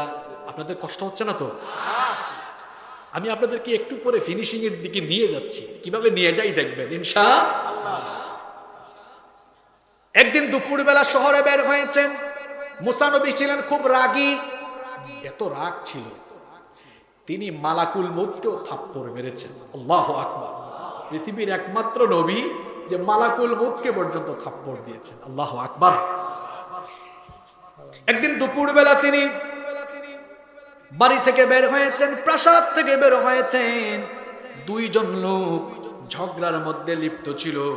এদের মধ্যে একজন হলো ফেরাউনের বংশের কিপ্তি সম্প্রদায়ের, আর আরেকজন হলো মুসা নবীর বংশের, অর্থাৎ বনি ইসরাইল বংশের। ফেরাউনের বংশের ওই লোকটা বনি ইসরাইল বংশের লোকটার উপরে জুলুম করছিল, কারণ তার বংশের মানুষ তো ক্ষমতায়। এখান থেকে একটা শিক্ষা হলো, মাঝে মাঝে দেখা যায় ক্ষমতার অপব্যবহার করে যেই লোকটা ক্ষমতায়, তার আশপাশের লোকেরা হেডাম বেশি দেখায়। মাঝে মাঝে দেখবেন বাড়ির মালিকের চেয়ে বাড়ির দারোয়ানের পাওয়ার বেশি হয়ে যায়, গাড়ির মালিকের চেয়ে ড্রাইভারের পাওয়ার বেশি হয়ে যায়। এইরকমই অবস্থা হয়েছে। ফেরাউন সরকার ক্ষমতায়, ফেরাউনের বংশের লোকের ভাব একটু বেশি। এত ভাবের চোটে বনি ইসরাইল বংশের এক লোকের উপরে জুলুম করছে। মুসা নবী পাশ দিয়ে যাচ্ছেন। প্রত্যেক নবী ছিলেন জুলুমের বিরুদ্ধে সোচ্চার। যেখানেই জুলুম সেখানেই ছিল নবীদের প্রতিবাদ। এই জন্য নবীদেরকে যারা অনুসরণ করবে তাদের চরিত্র হবে এমন, যেখানে চলবে অন্যায় সেখানেই হবে প্রতিবাদ। মুসা নবী দেখলেন এই লোকটা জুলুম করছে, বনি ইসরাইলের লোক সাহায্য চাচ্ছে। তিনি এগিয়ে গেলেন, গিয়ে বললেন কি হয়েছে, ঘটনা পুরা শুনলেন। মুসা নবী তখনও রাগান্বিত অবস্থায় না, স্বাভাবিক মুডে আছেন। বললেন দেখো, ঝগড়াঝাটি কইরো না, মীমাংসা করে দেওয়ার চেষ্টা করলেন। মীমাংসা করে দেওয়ার চেষ্টা যখন করলেন, ওই লোক সে তো ভাবে আছে আমার দল ক্ষমতায়, আমার ফেরাউন ক্ষমতায়, কয় না আমি মানি না। যখন মুসা নবীর কথা মানে না, মুসা নবী আবার স্বাভাবিক মুডে থাকতে পারলেন না, রাগ উঠে গেল, রাগের চোটে একটা কিল মারলেন, ঘুষি মারলেন, এক ঘুষের চোটে ওই লোক দুনিয়া থেকে আউট হয়ে গেল। আল্লাহু আকবার। আপনারা বলবেন এগুলো হুজুরা গল্প কিচ্ছা বলে, গল্প কিচ্ছা না। এখন বক্সিং খেলে না পৃথিবীতে বিভিন্ন জায়গায়, বা রেসলিং খেলে। ডাক্তাররাও বলেন মানুষের শরীরে এমন সেনসিটিভ 5-6টা জায়গা আছে, ঘুষি ঠিক মতো লাগাইলে মানুষ মারা যেতেই পারে, এটা সাইন্টিফিক ভাবে প্রমাণিত। মুসা নবী একটা ঘুষি মারলেন, লোকটা মারা গেল। এই খবর ফেরাউনের কানে গেল। যাওয়ার পরে ফেরাউন তখন বলল, মুসাকে যেখানেই পাও গ্রেফতার করে নিয়ে আসো। গ্রেফতারি পরোয়ানা জারি হয়ে গেল। এবার ফেরাউনের সভাসদের মধ্যে একজন লোক ছিলেন যিনি মুসা নবীকে মহব্বত করতেন। তিনি দৌড়ে দৌড়ে মুসা নবীর কাছে আসলেন। তার কথা আল্লাহ কোরআনে এভাবে বলেছেন, وَجَاءَ رَجُلٌ مِّنْ أَقْصَى الْمَدِينَةِ رَجُلٌ يَسْعَىٰ। দৌড়ে দৌড়ে এসে বললেন, মুসা তোমার বিরুদ্ধে গ্রেফতারি পরোয়ানা, তুমি মিশর ছাড়ো। মুসা নবী তখন মিশর থেকে পলায়ন করলেন, মিশর ছেড়ে হিজরত করলেন, অজানা গন্তব্যে রওনা করলেন। পথ চলতে চলতে চলতে চলতে তিনি ক্লান্ত অবস্থায় মাদায়েন শহরের একটা কুয়ার কাছে পৌঁছে গেলেন। পিপাসার্ত অবস্থায় ওই কুয়ার কাছে তিনি যখন পৌঁছালেন, মনে মনে ভাবলেন সেখান থেকে পানি পান করব। কিন্তু যখনই পানি পান করতে যাবেন, দেখলেন কুয়ার পাশে লম্বা লাইন, রাখালেরা তাদের পশুর পালকে পানি পান করানোর জন্য লাইন ধরে দাঁড়িয়ে আছে। অদূরে নজর করে দেখলেন, নিকটেই দেখা যায় 2টা মেয়ে পশুর পাল নিয়ে অসহায়ের মতো দাঁড়িয়ে আছে।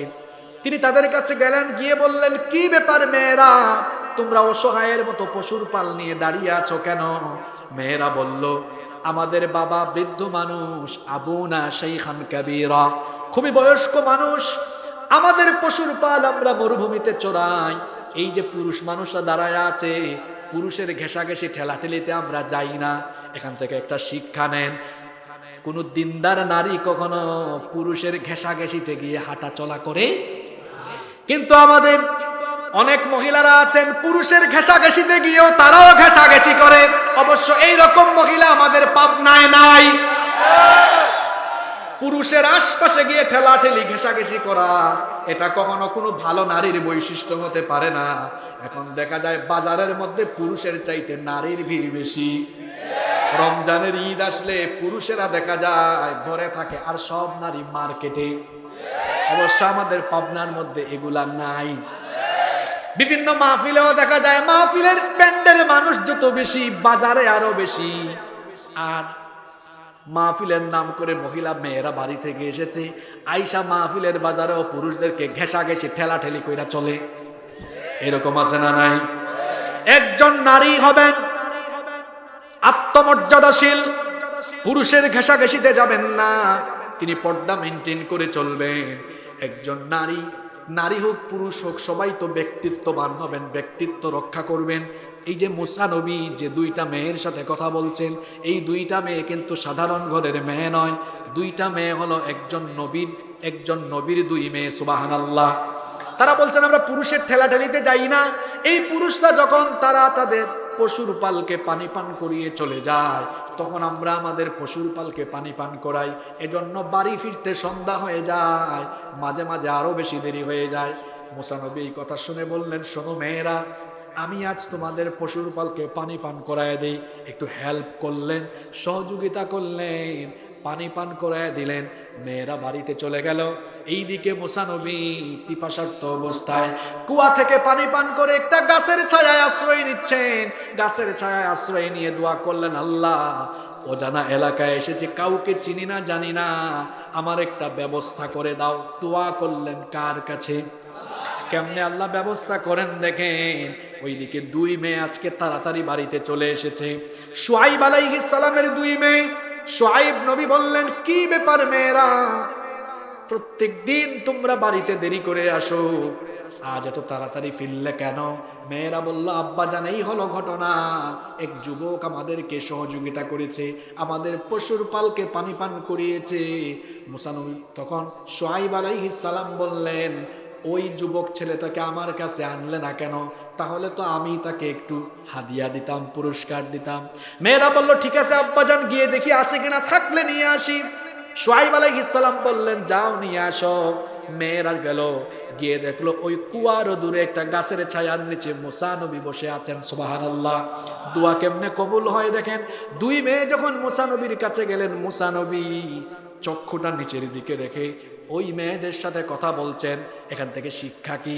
শিক্ষা হলো কোনো বেগানা নারীর সাথে কথা বললে পুরুষ তার চক্ষুটাকে নিচের দিকে রাখবে। অনেক যুবকরা আছে, এরা যখন গয়েশপুর এলাকায়, এই সালাইপুর গলেশপুর এলাকার যখন হাঁটাচলা করে, পাবনা গার্লস কলেজের সামনে দিয়ে যায়, এতিমের মতো মিসকিনের মতো মেয়েদের চেহারার দিকে তাকায় থাকে। এটা কোনো সভ্য ছেলের বৈশিষ্ট্য নয়, ভালো ছেলের বৈশিষ্ট্য নয়। কারণ আল্লাহ কোরআনে বলেছেন কুল্লিল মুমিনিনা ইয়াগুদ্দু মিন আবসারিহিম, ও নবী মুমিন পুরুষদেরকে বলেন তারা যেন তাদের চক্ষুকে পরনারীর দিকে না দিয়ে নিচের দিকে দিয়ে রাখে। হুকুমটা কার? খবরদার আমার যুবক ভাইয়েরা, মেয়েদেরকে ডিস্টার্ব করবেন না, ইফটিজিং করবেন না, টিজ করবেন না। রাস্তাঘাটে নারী দেখলে সম্মান করবেন, মেয়েদের চলাচলের জন্য জায়গা ছেড়ে দিবেন, নারীদেরকে সম্মান করবেন। কখনো মেয়েদের দিকে ফেল ফেল করে তাকায়া থেকে মেয়েদেরকে নিয়ে আজে বাজে কমেন্ট করবেন না। অনেক অসভ্য ছেলেরা রাস্তাঘাটে মেয়েরা হেঁটে গেলে আজে বাজে মন্তব্য করে, আজে বাজে কথা বলে। একজন মুমিন তার চক্ষু যেমন হেফাজত করবে, জবানটাকেও হেফাজত করবে। এই জবান দিয়ে কোনো নাপাক কথা বলবে না, খারাপ কথা বলবে না। কথার নাম হলো লতা। কথা যদি বেলাইনে বনের লতার মতো লম্বা হয়ে, তখন দেখা যাবে কোনো অসুবিধার সৃষ্টি হয়ে যেতে পারে, গুনাহ হয়ে যেতে পারে। এই জন্য জবান আর চক্ষুকে হেফাজত করতে হবে। কার ভয়ে? আরো জোরে বলেন, কার ভয়ে? এই মেয়েরা গেল, মুসা নবী বললেন কেন এসেছেন? তারা বললেন আমাদের আব্বাজান আপনাকে ডেকেছেন।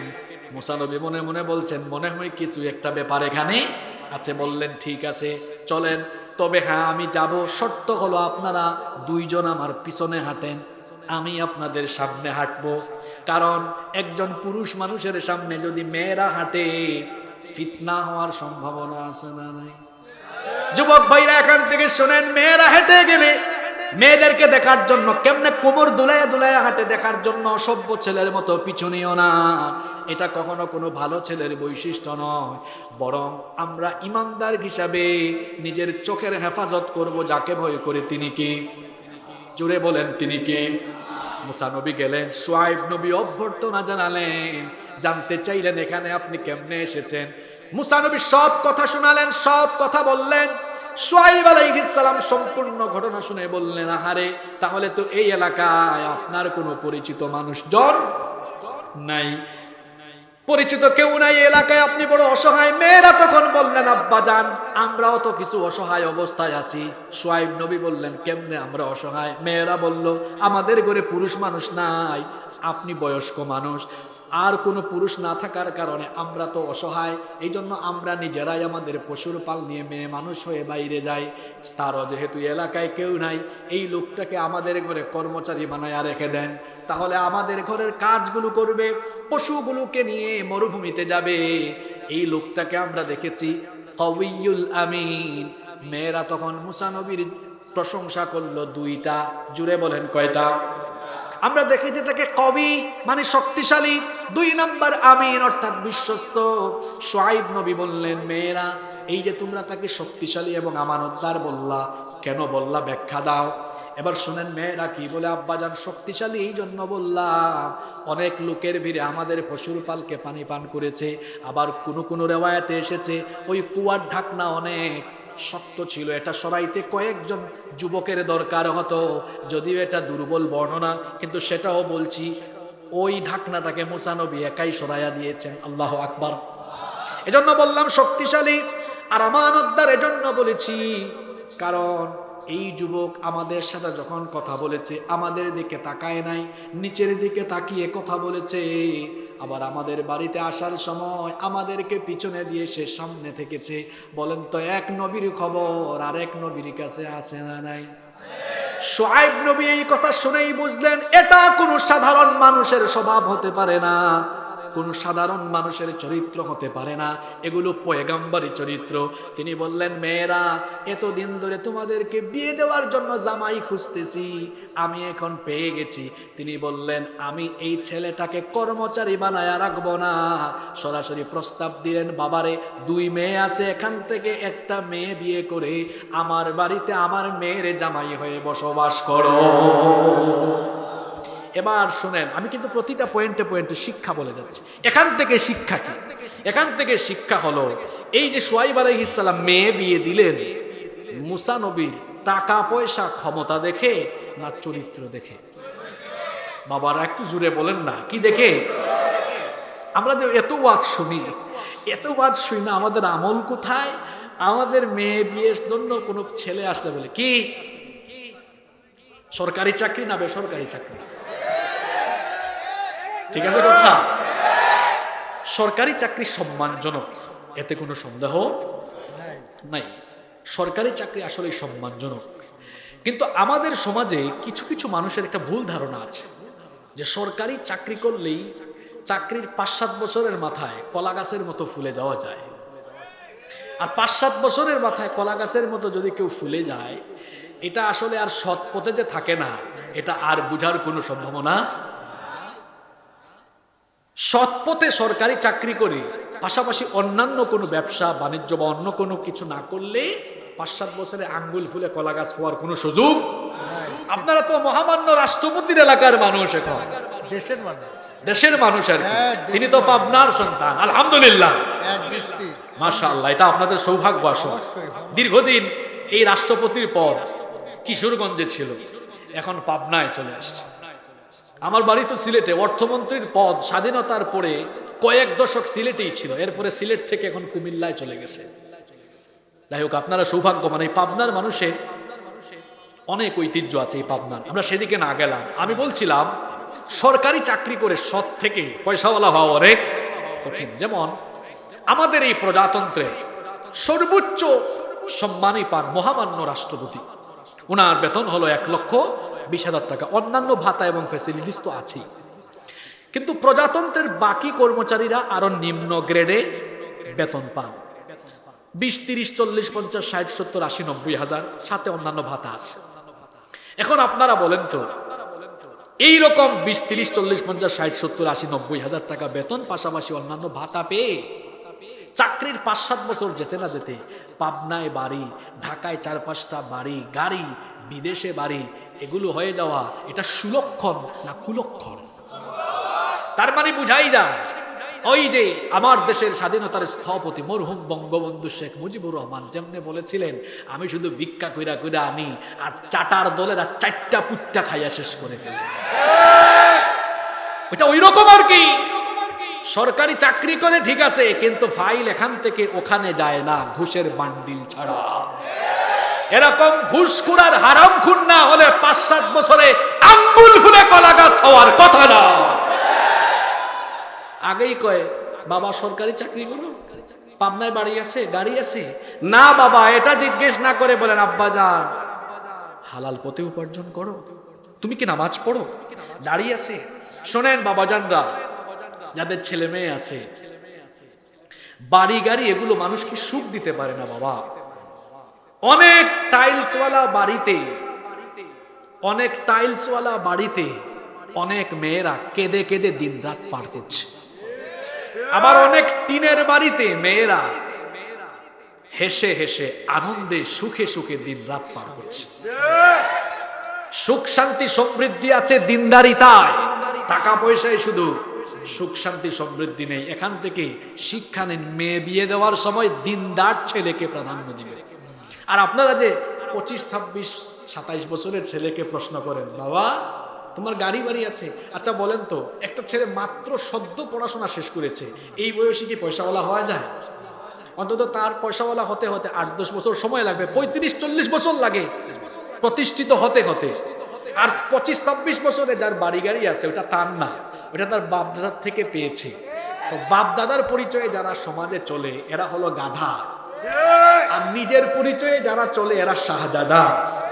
আপনার মেয়েকে শাহজাদার কাছে বিয়ে দেন, গাধার কাছে না।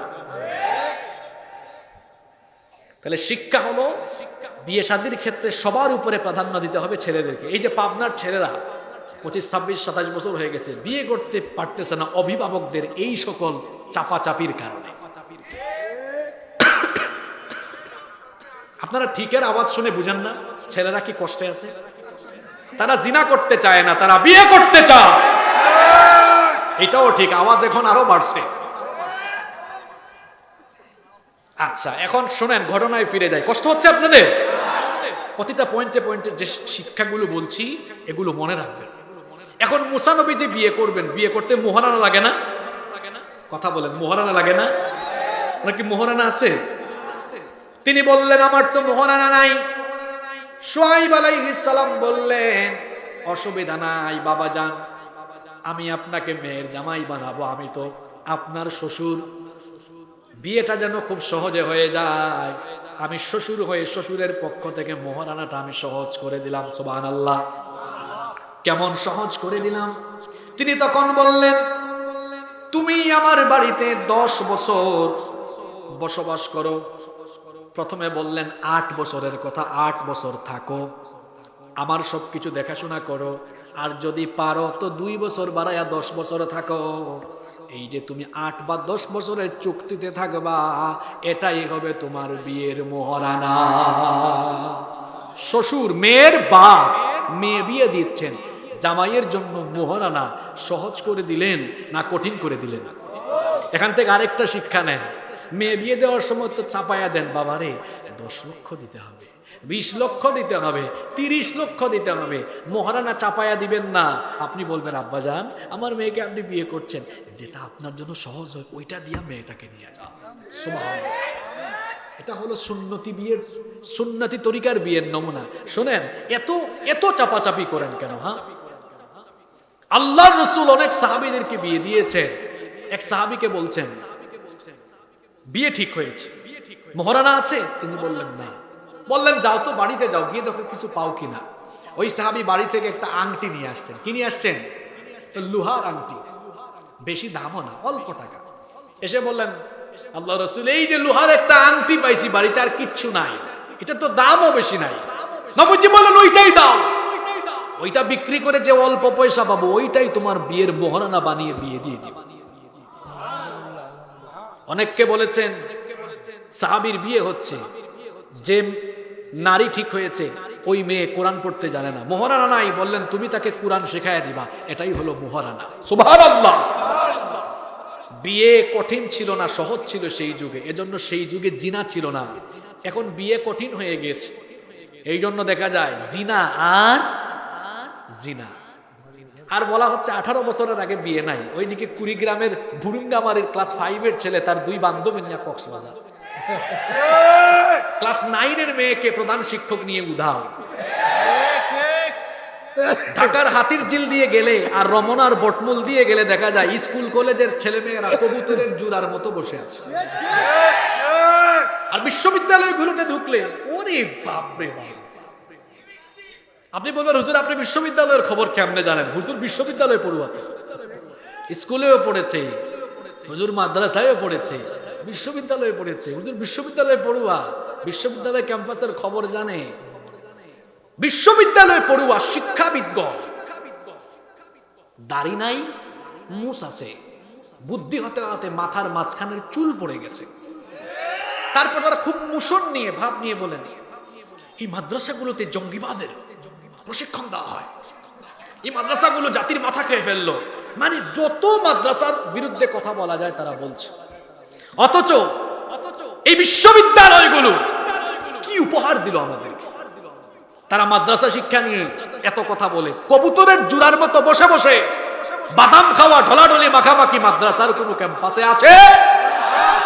আপনি পাবনার একটা মাদ্রাসার সামনে দিয়ে যাবেন, আরেকটা স্কুলের সামনে দিয়ে যাবেন, স্কুলের সামনে গেলে সালাম বেশি পাবেন না মাদ্রাসার সামনে দিয়ে গেলে সালাম বেশি পাবেন? স্কুলের সামনে দিয়ে গেলে কি এর সালাম, উল্টারে বলবে আঙ্কেল হাই। কলেজের সামনে গিয়া বল, আপনি গেলে দেখবেন কলেজের ছেলেরা আপনাকে দেখে আরো। কোন মাদ্রাসায় এরকম বেয়াদবি আছে? বিশ্ববিদ্যালয়ে পড়েছি, দেখেছি বিশ্ববিদ্যালয়ের হলে অসংখ্য রুমে রাতের বেলা গাজার আখড়া বসে যায়। বিভিন্ন বিশ্ববিদ্যালয়ের ভেতর দিয়ে রেল লাইন গিয়েছে, দিনে রাতে দেখা যায় রেল লাইন গুলোতে অনেক অসভ্য কর্মকাণ্ড লক্ষ্য করা যায়। আর যারা মাদ্রাসার বিরুদ্ধে কথা বলে, বিশ্ববিদ্যালয়ের পরিস্থিতিগুলো কি আপনারা জানেন? ঢাকা বিশ্ববিদ্যালয়ের পাশ দিয়ে মানুষ গেলে ভয়ে থাকে, না জানি কোন সময় ছাত্রদের দুই গ্রুপ, এক গ্রুপ আরেক গ্রুপের উপর ঝাঁপায়া পড়ে গুলাগুলি আরম্ভ করে মারামারি করে মাঝখানে চিপাই চাপাই পড়ে আমি শেষ হয়ে যাই কিনা, এরকম ভয়ভীতি আছে না নাই? মাদ্রাসা নিয়ে কত কথা বলা হয়, অথচ মাদ্রাসা শিক্ষিতরা কখনো চুরি করে না, ডাকাতি করে না। শিক্ষা ব্যবস্থায় যখন কোরআন হাদিস থাকবে না, এই কারিকুলাম দিয়ে পড়াশোনা শেষ করে যেটা শিক্ষিত হবে ঠিকই শিক্ষিত হবে, কিন্তু সবশেষে এটা শিক্ষিত চোর হবে। শিক্ষা কারিকুলামে যদি কোরআন হাদিস না থাকে, ওই কারিকুলাম দিয়ে পড়াশোনা শেষ করে অধিকাংশ ক্ষেত্রে দেখা যাবে ওইটা শিক্ষিত ডাকাত হবে, শিক্ষিত লুটেরা হবে। পাবনার বিভিন্ন মসজিদের জুতা চুরি করে সেও চোর। আর কলমের খোঁচায় অফিসার সাহেব চেয়ারে বসে টাই কুট লাগায়া কলমের খোঁচায় শত শত কোটি টাকার দুর্নীতি করে সেও চোর। মসজিদের জুতা চোর আর টাই কুট পরা ওই চোর, দুই চোর কি সমান?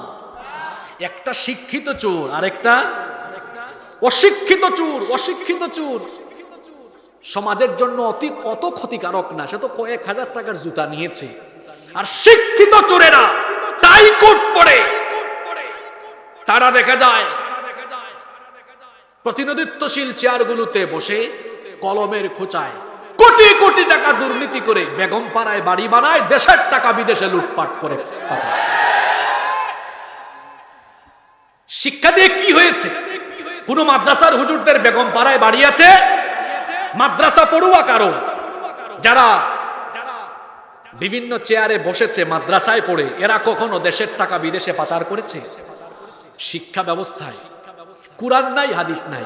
আর এক একজনের মুসল ভাবসাব দেখবেন, এরকম বসে যে একটা ভাব নিয়ে কথা বলে, আমরা বাস্তবসম্মত শিক্ষা কারিকুলাম প্রণয়ন করছি। কি বাস্তবসম্মত? আমাদের ছেলেমেয়েরা স্কুলে গিয়ে ডিমবাজি শিখছে, আলু ভর্তা বানাচ্ছে।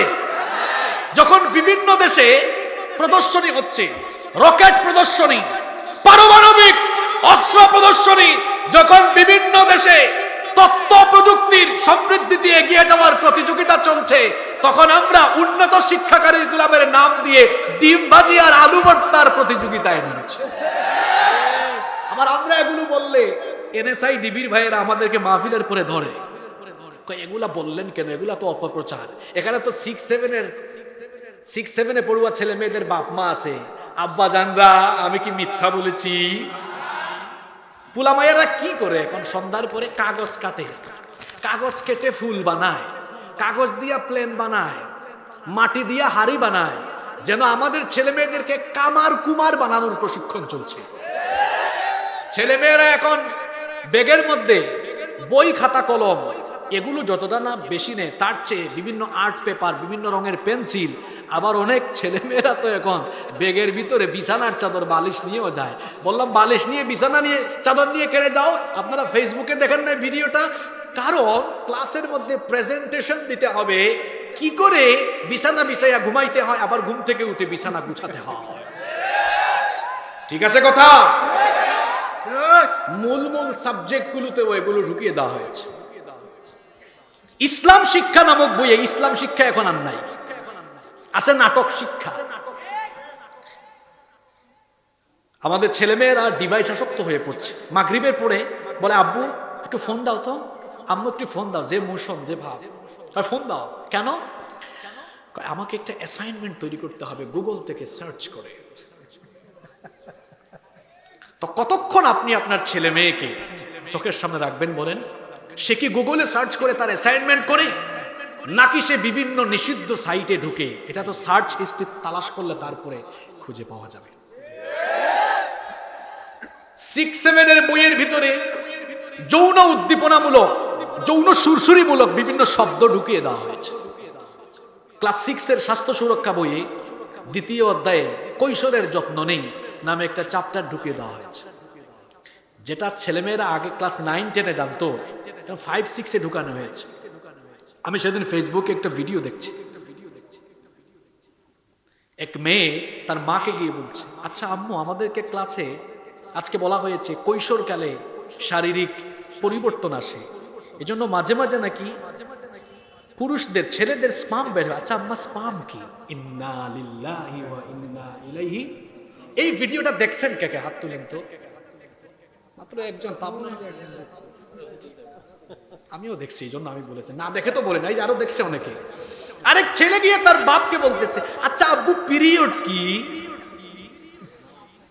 এরপরের চ্যাপ্টারে চলো বন্ধু হই। চলো কি হয়? আমাদের ছেলে মেয়েকে বয়ফ্রেন্ড গার্লফ্রেন্ড বানানোর দায়িত্ব কি আমরা কোনো কারিকুলাম আর কোনো স্কুলকে দিয়েছি নাকি?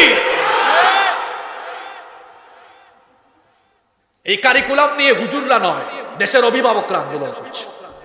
যারা আওয়ামী লীগ করে তারাও, যারা বিএনপি করে তারাও, যারা জাতীয় পার্টি করে তারাও।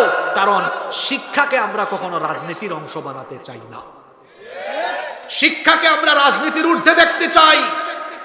কারণ বিভিন্ন সময় বিভিন্ন দল ক্ষমতায় আসবে, এটা আসতেই পারে, স্বাভাবিক। কিন্তু শিক্ষা নিয়ে আমাদের মধ্যে কোনো রাজনীতি হওয়া চলবে না। এজন্য আমরা দায়িত্বশীল মহলকে বলতে চাই, যে সকল বিষয়গুলো নিয়ে বিতর্ক হচ্ছে, বিতর্কিত বিষয়গুলোকে পাঠ্যক্রম থেকে, কারিকুলাম থেকে বাদ দিয়ে উলামা মাশায়েখদের সমন্বয়ে একটি বাস্তবসম্মত, যুগান্তকারী, সুন্দর, সমৃদ্ধ কারিকুলাম আমাদের সন্তানদের জন্য প্রণয়ন করতে হবে। আর শিক্ষার ভিতরে দিন থাকার দরকার আছে না নাই? কোন জায়গায় ছিলাম মনে আছে তো? বিয়ের মোহরানা কয় বছর? আর একটু জোরে বলেন না। কষ্ট হচ্ছে আপনাদের? চলবে না বন্ধ করে দিব? আচ্ছা, বিয়ে হয়ে গেল, 10 বছর থাকলেন। 10 বছর পরে চুক্তির সময় শেষ। এবার তিনি চলে যাবেন তার নিজের এলাকায়। এলাকা কোথায় জানি ছিল? কোন দেশে? মাশাআল্লাহ, এটা না পাবনার মানুষ? হ্যাঁ, মেমোরাইজিং ক্যাপাসিটি খুবই ভালো। রাষ্ট্রপতি আপনারা না হলে আর কে হবে? হ্যাঁ, এত মেধা আপনাদের। যাই হোক, এবার তিনি রওনা করবেন। শ্বশুর মশাই খুশি, বলেন, বাবা তুমি চলে যাচ্ছ, যাও। খুশি হয়ে আমি এবার তোমাকে এক পাল পশু হাদিয়া দিলাম। সুবহানাল্লাহ। এর মধ্যে 2 সন্তানও জন্ম হয়েছে। মুসা নবী তার স্ত্রী সন্তান আর পশুর পাল নিয়ে রওনা করেছেন। লম্বা ঘটনা সংক্ষেপে বলছি।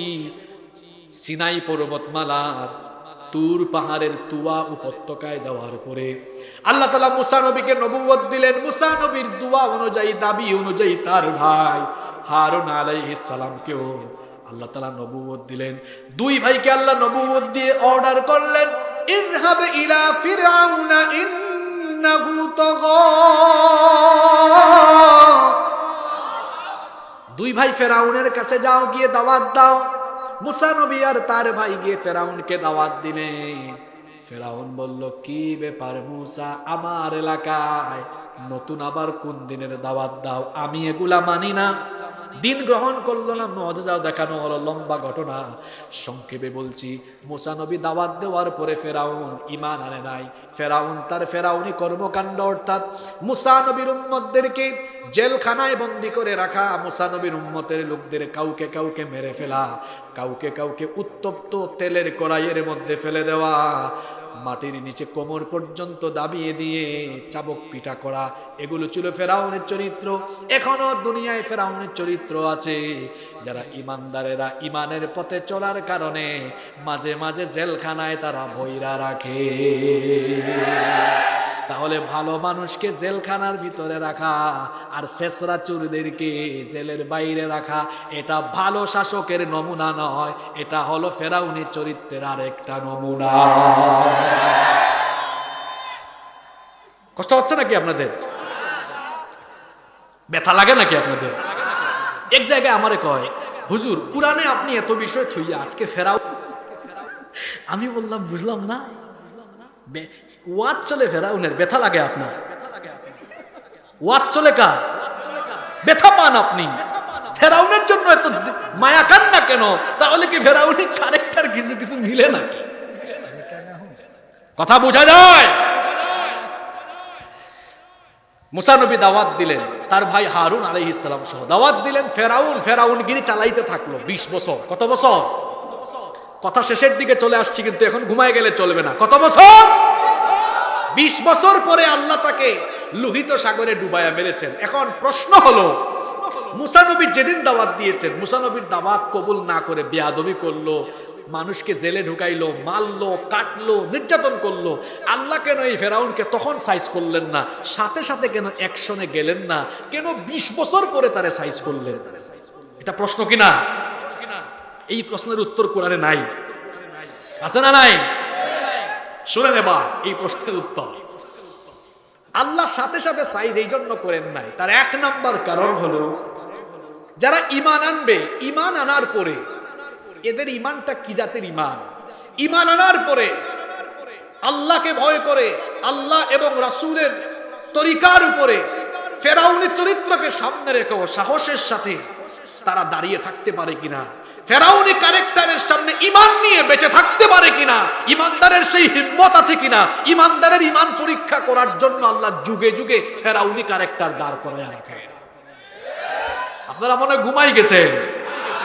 ফেরাউনের চরিত্রই যদি না থাকে, ফেরাউনরা যদি মাঝে মাঝে মেরে ফেলবো, কেটে ফেলবো, জেলে ঢুকায় ফেলবো, এইটা করবো সেইটা করবো, এগুলো হুমকি ধামকি না দেয়, তো ঈমানদারের ঈমান তাজা আছে কিনা এটা বুঝে যাবে কেমনে? ইব্রাহিম নবী দাওয়াত দিচ্ছেন, নমরুদ ক্ষিপ্ত হইয়া কয়, ধর, হাররিকুহু ওয়ানসুরুহু আলিহাতাকুম ইন কুনতুম ফাইলিন, ধরো, অগ্নিকুণ্ড জ্বালাও। আগুনের কুণ্ডলে জ্বালালো হলো। নমরুদ বলল, কি ইব্রাহিম, দেখো না আগুন, আগুনে ফালাইয়া মারবো, কিন্তু তুমি যে দিনের দাওয়াত আরম্ভ করেছো, ছাড়ো এটা। ইব্রাহিম নবী ভয় পাইয়া একদম চুপসে গেছেন না। তিনি বললেন, শোনো নমরুদ, তুমি কারে ভয় দেখাও? তুমি আমাকে আগুনে ফেলতে পারবা, কিন্তু আমাকে দিনের দাওয়াত থেকে এক চুলো সরাতে পারবা না। আল্লাহু আকবার। মুসলমানরা তো ইব্রাহিমের সন্তান, ইব্রাহিমের সন্তানরাও এমন ভাবে নিজের ভেতরে ঈমান রাখবে। নমরুদের অগ্নিকুণ্ডকে যেমন ইব্রাহিম নবী পরোয়া করেন নাই, ইব্রাহিমের সন্তানরাও নমরুদ আর ফেরাউনের চরিত্রের সামনে হাসি মুখে জীবন দিবে, তাও বাতিলদের সামনে মাথা নোয়াবে না।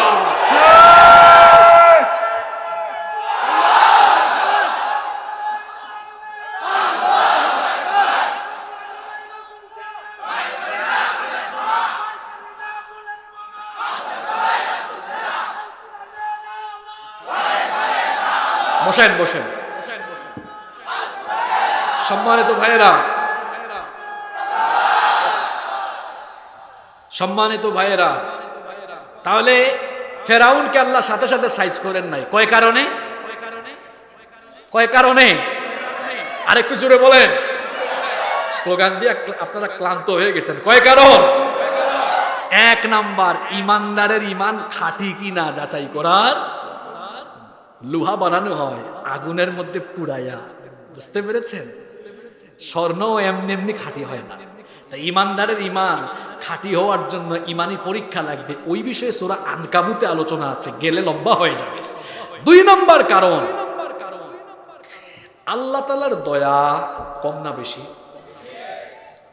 আল্লাহ তাআলা কাউকে সাইজ করার আগে একটু সুযোগ দেন, তুই ভালো হইয়া যা, সুযোগ দেন। সুযোগ দেওয়ার পরে যখন এটা সাইজ হয় না, ভালো হয় না, তখন তারে ভালোভাবে সাইজ করেন কে? কোরআনে কারীমে এসেছে, ফেরাউনকে আল্লাহ তাআলা লোহিত সাগরে ডুবানোর আগে অনেক সুযোগ দিয়েছেন। কিরকম সুযোগ দিলেন? রক্তের গজব, ব্যাঙের গজব, দুর্ভিক্ষের গজব, পঙ্গপালের গজব, প্লেগ মহামারীর গজব দিয়েছেন। অনেক গজব এসেছে, ফেরাউন ঠিক হয় না। যখন ফেরাউন ঠিক হয় না, সীমা ছাড়িয়ে গিয়েছে, মনে রাখবেন, আমার দিকে তাকান, মনে রাখবেন, পৃথিবীতে ফেরাউনি চরিত্রের কোনো মানুষ সম্মানের সাথে মরতে পারে নাই। সম্মানের সাথে মরতে পারে কোন ফেরাউন চরিত্রের মানুষ, নমরুদ চরিত্রের মানুষ সম্মানের সাথে মরতে পারে? এই যে নমরুদ ক্ষমতার চেয়ারে বসে জুতার বাড়ি খাইছে না? মরার সময় কি খাইছে? কোরআনে আছে, কুলিল্লাহুম্মা মালিকাল মুলক, বলুন আপনি রাসূল, তুতিল মুলকা মান তাশাউ ওয়া তানজিউল মুলকা মিম্মান তাশা, আপনি যাকে চান তাকে ক্ষমতায় বসান, যাকে চান ক্ষমতার থেকে। এখন যারা কোরআন বুঝে না, আরবি বুঝে না, এরা উল্টা পাল্টা ব্যাখ্যা করবে, দেখছো তাইলে তো ফেরাউন চরিত্র, এদেরকে আল্লাহ বসান। কারণ আল্লাহই তো বলেছেন, আল্লাহ যারে চান ক্ষমতা, তাহলে আল্লাহ চাইছেন বলে বসাইছেন। কিন্তু পরের আয়াতে যায় না, পরের অংশে যায় না। পরের অংশটা কি? ওয়াতুইজ্জু মান তাশাউ ওয়া তুযিল্লু মান তাশা। তিনি যাকে চান সম্মান দেন, যাকে চান আবার বেইজ্জত করেন। এর মানে হলো ক্ষমতা পাইলেই ইজ্জতওয়ালা হওয়া যায় না। কারণ পৃথিবীতে এমন বহু নজির আছে ক্ষমতায় থেকেও জুতার বাড়ি খেয়ে ইজ্জত হারিয়েছে। বুশের কথা মনে আছে? কি মনে আছে? মাঝে মাঝে দেখবেন অনেকে হেডাম নাই। আমরা মাঝে মাঝে ফেসবুকে দেখি অনেকে ভাবসাব নিয়া হুজুরদের মাইক ট্যাক সরাই দেয়। ওই সময় দেখা যায় পাবলিক চেইটা, তারপর তার জুতার বাড়িতে সাইজ করে বাইরে করে দেয়। বসছিল হুজুরের পাশেই সম্মানের চেয়ারে, ওই সম্মানটা আর থাকলো না। সম্মান নিয়ে বসছিল ঠিক, যাওয়ার সময় জুতার বাড়ি খেয়ে গেছে। তাহলে বোঝা গেল শুধু চেয়ারে বসলেই সম্মানী হওয়া যায় না, মাঝে মাঝে লাইন থেকে বেলাইনে চলে গেলে ইজ্জতের চেয়ারে বসাও ইজ্জত হওয়া লাগে। কথা কি বোঝা যায়? ওরে বাপ রে বাপ, আমি আর ওয়াজ করি কেন? উনারা এখানে আনেন। আমি কি এই যে 1.5 ঘন্টা ধরে ওয়াজ করছি, কোন মানুষের নাম নিয়ে তাকে কটাক্ষ করে একটা কথাও বলেছি? এটা কি ইসলাম শেখায়? মনে করেন আমি চুরির বিরুদ্ধে ওয়াজ করছি, এখন চুরের যদি খারাপ লাগে ভিন্ন কথা, তার খারাপ লাগতে পারে কারণ চুরির সাথে মিলে গেছে। কিন্তু আমি যদি বলি ও যেমন অমুক আব্দুল করিম চুর, তা আব্দুল করিমের তো খারাপ লাগবে। আমি তার নামটা কেন নিব? আমি কি কোনো মানুষের বিরুদ্ধে, কোন দলের বিরুদ্ধে ওয়াজ করতে কেন এসেছি? পৃথিবীতে এমন বহু মানুষ আছে অনেক পাপ করেছে, বুঝে ফেলেছে হারে আমি গুনাহগার, আমার আসলে ভালো হয়ে যাওয়া উচিত, তওবা করেছে, আল্লাহ তাকে মাফ করে দিয়েছে। আপনি যার নাম বলেছেন এই মুরাদ সাহেব, এখন তো সবই হারিয়েছেন আমরা জানি। এখন আমি বলি আপনার কথা, এই লোকটা যদি এখন তওবা করে, এই লোকটা যদি এখন তওবা করে ভালো হয়ে যায়, আর যদি সিদ্ধান্ত নেয় আমি আর জীবনে কোনোদিন ইসলাম বিরোধী কোনো কাজ করব না, তা আল্লাহ কি মাফ করে দিবেন না তাকে? তা আপনি কি করতে পারেন? কারোর জন্য দোয়া করতে পারেন। তো দোয়া করছি, লোকটা যেন এখন বুঝে, বলেছিল ইসলাম থাকবে না, এখন তার কিচ্ছুই নাই, মনোনয়নও পায় নাই। এরকমই হবে ভাই, যুগে যুগে ইসলামের বিরুদ্ধে গেলে ইসলাম আপনি ছাড়াও টিকে থাকবে, ইসলাম ছাড়া আপনি টিকে থাকতে পারবেন না। কথাটা মনে রাখবেন, আপনি ছাড়াও ইসলাম থাকবে, ইসলাম ছাড়া আপনার অস্তিত্ব থাকবে না। মনে থাকবে? জায়গায় ফিরে যাই, কত বছর ছিল? 20 বছর। কেন আল্লাহ তাকে শেষ করলেন না? 2 নাম্বার, আল্লাহর দয়া অনেক। এরপরে যখন সে তার সীমা ছাড়িয়ে গিয়েছে, আল্লাহ ধরে না ধরে, যখন ধরছে আর আল্লাহ। তাহলে বুঝা গেল ফেরাউনগিরি থেকে ফিরে না আসলে পরিণতি ভয়াবহ হয়। যেমন ফেরাউনকে আল্লাহ যখন মারছেন, সে বলতেছে আল্লাহ আমি ভালো হয়ে গেছি, ঈমান আনছি। আল্লাহ বলছেন তোরে তো একবারে শেষ করব না। সূরা ইউনূসের 90 নম্বর আয়াত, ফালইয়াউমা নুনাজ্জিকা বিবাদানিকা লিতাকুনা লিমান খালফাকা আয়া। তোর বডিটাকে কিয়ামত পর্যন্ত রাখবো যাতে মানুষ তোর শেষ পরিণতি দেখে। ফেরাউনগিরির পরিণতিটা এমন হয়, ফেরাউনগিরি করতে করতে শেষটা ভালো হয় না, অবশেষে বেইজ্জতির সাথে দুনিয়া থেকে বিদায় হওয়া লাগে। ইতিহাসে বিখ্যাত হওয়া যায় না, সারা জীবন কুখ্যাত হয়ে থাকতে হবে। পৃথিবীতে কেউ স্থায়ী হয় না, হোক না সে ফেরাউন কিবা নমরুদ। কেউ ভবে চিরদিন রয় না, কেউ ভবে চিরদিন রয় না। কেউ আমরা থাকবো, কারো শেষটা ভালো হয়, কারো শেষটা খারাপ হয়। কেউ মারা যাওয়ার পরে মানুষ ইন্না লিল্লাহ পড়ে, কেউ মারা যাওয়ার পরে মানুষ আলহামদুলিল্লাহ পড়ে। এজন্য কবি বলেছেন এমন জীবন তুমি করিও গঠন, মরিলে হাসিবে তুমি কাঁদিবে ভুবন। সুকর্ম করে মারা যান, লক্ষ লক্ষ মানুষের চক্ষু থেকে আপনার জন্য পানি ঝরবে, কোটি কোটি মানুষ আপনার জন্য কাঁদবে। সুকর্ম করে যান, দেখবেন মানুষ আপনার দিকে স্রোতের মতো এগিয়ে আসতে চাইবে। দেখেন না আল্লাহর কত বান্দারা দুনিয়া থেকে চলে গিয়েছে, আল্লাহর বান্দাদেরকে মানুষ এত ভালোবেসেছে, আল্লাহর বান্দাদের প্রতি মানুষ এত ভালোবাসা দেখিয়েছে, এক নজর দেখার জন্য স্রোতের মতো গিয়েছে, আটকায়ও রাখা যায় না। এই ভালোবাসা এটা সুকর্ম দিয়ে, কোরআন দিয়ে, ঈমান দিয়ে অর্জন করতে হয়। আর অনেক মানুষ মারা যায়, মানুষ খবরটা শুনে কয় ভালোই হয়েছে। তাহলে বুঝতে হবে, শিক্ষা নেন প্রত্যেকটা কথা থেকে। নিজেদেরকে তৈরি করব আমরা এমন ভাবে, ওই যে আল্লাহ কোরআনে বলেছেন ফামা বাকাত আলাইহিমুস সামাউ ওয়াল আরদু ওয়া মা কানু মুনযারিন। পৃথিবীতে অনেক মানুষ মারা যায়, আসমান জমিনের কেউ এদের জন্য আফসোস করে।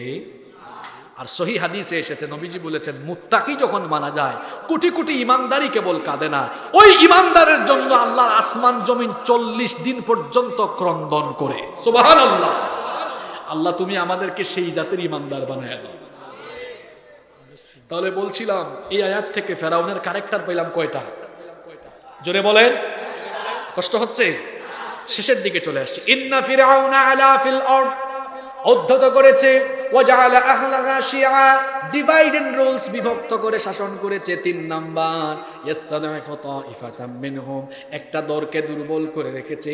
আর 4 নম্বরে সেই দলে ইউদাব্বিহু আবনাআহুম ওয়া ইয়াস্তাসহি নিসাআহুম, শিশু ছেলেদেরকে জবাই করেছে আর মেয়েদেরকে বাঁচিয়ে রেখেছে।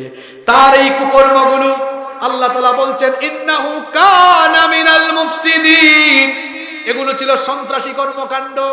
এর পরের আয়াতে আল্লাহ বলছেন ওয়া নুরিদু আন নামুন্না আলাল্লাযীনা ইসতুদঈফু ফিল আরদি ওয়া নাজআলাহুম আইম্মাতাও ওয়া নাজআলাহুমুল ওয়ারিসিন।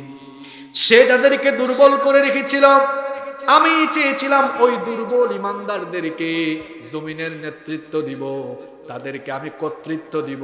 ফেরাউন চেয়েছিল সে কর্তৃত্ব করবে, আর আল্লাহ চেয়েছিলেন তার জমিনে ইমানদারদেরকে নেতৃত্ব কর্তৃত্ব দিতে। কেন আল্লাহ দিতে চেয়েছিলেন? শেষের আয়াতে আল্লাহ বললেন ওয়ানুমাক্কিনা লাহুম ফিল আরদি ওয়া নুরিয়া ফিরআউনা ওয়া হামানা ওয়া জুনুদাহুমা মিনহুম মা কানু ইয়াহযারুন। আমি ইমানদারদেরকে এই জন্য জমিনে প্রতিষ্ঠিত করতে চেয়েছিলাম, যাতে আমি ফেরাউন, হামান এবং তার বাহিনীদেরকে দেখাতে পারি যে ব্যাপারে তারা আশঙ্কা করেছিল ইসলাম বিজয়ী হবে, ইমানদাররা বিজয়ী হবে, আল্লাহর দিন বিজয় হবে। তারা যেন এটা দেখতে পারে, তাদের পতন যেন হয় আর আল্লাহর দিন যেন বিজয়ী হয়। এই জন্য ইমানদারদেরকে যিনি বিজয়ী দিয়েছিলেন তিনি কে? কি বুঝলেন এই আলোচনা থেকে? আসসালামু আলাইকুম। এই 3টা আয়াতের আলোচনা থেকে কি বুঝলেন? এই পৃথিবীতে উত্তরাধিকার হবে ইমানদারেরা। না না, যেমন এই ফিলিস্তিন এখন এত নির্যাতিত, এই ফিলিস্তিন হবে আগামী দুনিয়া শাসনের কেন্দ্রবিন্দু। কি বুঝলেন এখান থেকে? আমি তো বাস্তবমুখী ওয়াজ করে গেলাম যে ফিলিস্তিনের উপর এত নির্যাতন হচ্ছে, ইমাম মাহদী আলাইহিস সালাম আসবেন, গোটা পৃথিবীতে খেলাফত কায়েম হবে, আর এই খেলাফতের হেডকোয়ার্টার হবে ফিলিস্তিন। পৃথিবীটা হবে ইমানদার, ইমানদারদের নেতৃত্বে কর্তৃত্বে আসবে। চতুর্দিকে ফেরাউনি ক্যারেক্টার একটা সময় বিলীন হয়ে যাবে। আল্লাহর জমিনে কোরআনের বিজয় হবে, ইসলামের বিজয় হবে, এতে কোনো সন্দেহ না। হোমওয়ার্ক কি? হোমওয়ার্ক নিয়ে বাড়িতে যান। সেটা হলো না না, ঠিক আছে। কোরআনের সাথে লেগে থাকা, প্রতিদিন কোরআন পড়া, কোরআন বুঝা। কোরআন পড়লে ব্যাটারি চার্জ থাকবে, ইমানের চার্জ থাকবে। কোরআন পড়লে কোরআনের পথে থাকা যাবে, কোরআনের রঙে রঙিন হওয়া যাবে। হোমওয়ার্ক হলো এই, আজকে থেকে প্রতিদিন সব সময় কোরআন পড়ে বুঝে কোরআনের রঙে নিজেকে রাঙাবার চেষ্টা করব। এই যে গুরুস্থানের উদ্যোগে মাহফিল হলো, এই গুরুস্থানে যাওয়ার আগে নিজেরা কোরআন মুখী হয়ে কোরআনের রঙে রঙিন হয়ে কবরে যাব, তবেই আমাদের জীবন সফল এবং সার্থক হবে ইনশাআল্লাহ। আমার জাহাঙ্গীর ভাই সহ কমিটির মন অনেক খারাপ। গতকাল মাহফিলটা হওয়ার কথা ছিল, হয় নাই। আসলে আল্লাহ যা চেয়েছেন তাই হয়েছে। আমরা তো আল্লাহর সিদ্ধান্তের উপরে রাজি খুশি, ঠিক কি না? হয়তো এটার মধ্যেই কোনো কল্যাণ ছিল। যাই হোক, এই কমিটির সবাই অনেক বেশি আন্তরিক, বিশেষ করে আমার জাহাঙ্গীর ভাই, তার বাড়িতে অনেক আপ্যায়ন করেছেন। তার 2টা ছেলে আছে, দোয়া চেয়েছেন। তার 2টা ছেলের জন্য দোয়া হবে, কমিটির সবার জন্য, এলাকার সবার জন্য, মাহফিল ইন্তেজামিয়া কমিটির সবার জন্য দোয়া হবে ইনশাআল্লাহ। কেউ উঠবেন না, আপনারা বসে যান। জাহাঙ্গীর ভাই, আপনাদের কোনো কথা আছে? আর আচ্ছা। অনেক লম্বা সময় হয়েছে, হুজুরে যে এইটা প্রায় 2.5 ঘন্টা হয়ে গেছে, এই মানুষকে কষ্ট শীতটা দেন। করতে করতে করতে করতে এটা তো থামো, থামো, থামো। মিডিয়ার ভাইদের কারসাজি। হ্যাঁ দিচ্ছে দিচ্ছে দিচ্ছে দিচ্ছে ঠিক আছে, আমার বাড়ি সিলেটে, আমার বাড়ি সিলেট জানাননি আপনারা, অত সময় তো সিলেটি মাতছি না, এখন সিলেটি মাতলে বুঝবানি আপনারা। আমাদের সিলেটি ভাষা এটা স্বতন্ত্র একদম। যাই হোক, আমাদের সিলেট সঙ্গীত আছে, ওইটা শুনতে চেয়েছেন তাই তো? এরপরে মোনাজাত হয়ে যাবে ইনশাআল্লাহ। সিলেট গিয়েছেন নাকি কেউ? কেউ আছেন? ঢাকা স্যার মাশাআল্লাহ, নামা বিয়ে শাদী করে ফেলছেন নাকি সিলেটে? এত মানুষ সিলেট গিয়েছে। যাই হোক, আমাদের সিলেটে ঢুকতে হয় সুরমা নদীর উপর দিয়ে, এজন্য এটা শুরু হয়েছে এইভাবে। সুরমা গঙ্গর ফারবানি শাহজালালোর উত্তর সুরি, সুরমা গঙ্গর ফারবানি শাহজালালোর উত্তর সুরি, দেশ বিদেশ বেটা গিরি আমরা হকল সিলটি, আমরা হকল সিলটি, আমরা হকল সিলটি, আমরা হকল সিলটি, সিলটর হমলার বাগান খাইলে জোড়ায় হকলর ফোরান, সিলেটর হমলার বাগান খাইলে জোড়ায় হকলর ফোরান, সিলেটর সানা খাইলে বাই দিন খাটত না একদিন, দিন খাটত না একদিন, সুরমা গঙ্গর ফারবানি শাহজালালোর উত্তর সুরি, দেশ বিদেশ বেটা গিরি আমরা হকল সিলটি, আমরা হকল সিলটি,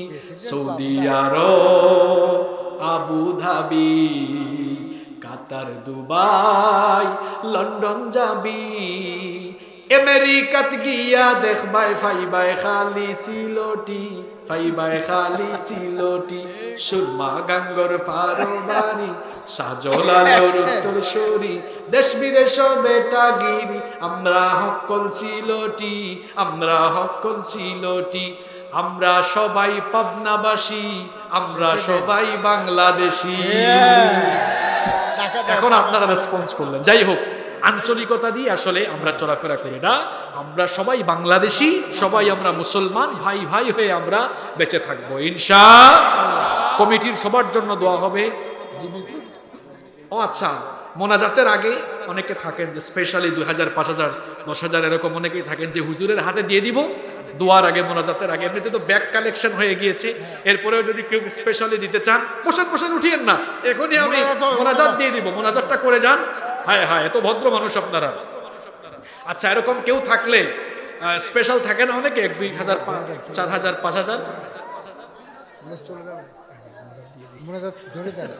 পরিস্থিতি জটিল হয়ে যাচ্ছে। মাশাআল্লাহ, আমার এক ভাই 500 টাকা দিয়েছেন, হাইয়াকাল্লাহ, বারাকাল্লাহ, আল্লাহ কবুল করুক। মাশাআল্লাহ, বসেন, মোনাজাত হয়ে যাবে, ফাঁকে ফাঁকে দিয়ে দিয়েন আমার হাতে। আল্লাহুম্মা আমিন।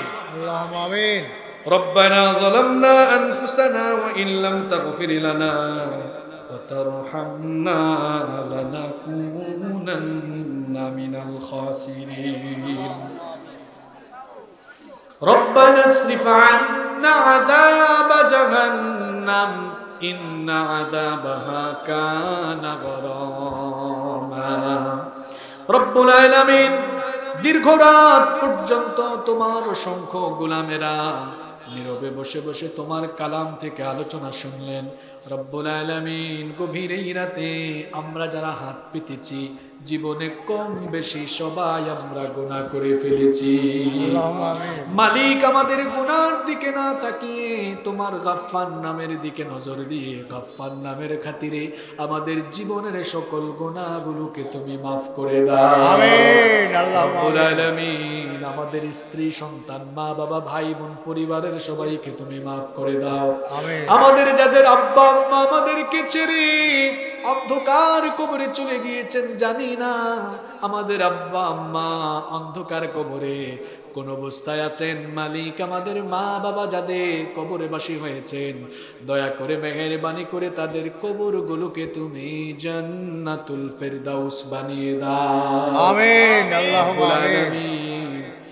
এই শালাইপুর গোরস্থানের মধ্যে কত বান্দা বান্দিরা শায়িত আছেন, রব্বুল আলামিন এই কবরস্থানের মধ্যে যত মুর্দেগান শায়িত রয়েছেন, দয়া করে মেহেরবানি করে এই কবরস্থানে শুয়ে থাকা সকল মুর্দেগানদের কবরগুলোকে তুমি জান্নাতের বাগান বানিয়ে দাও।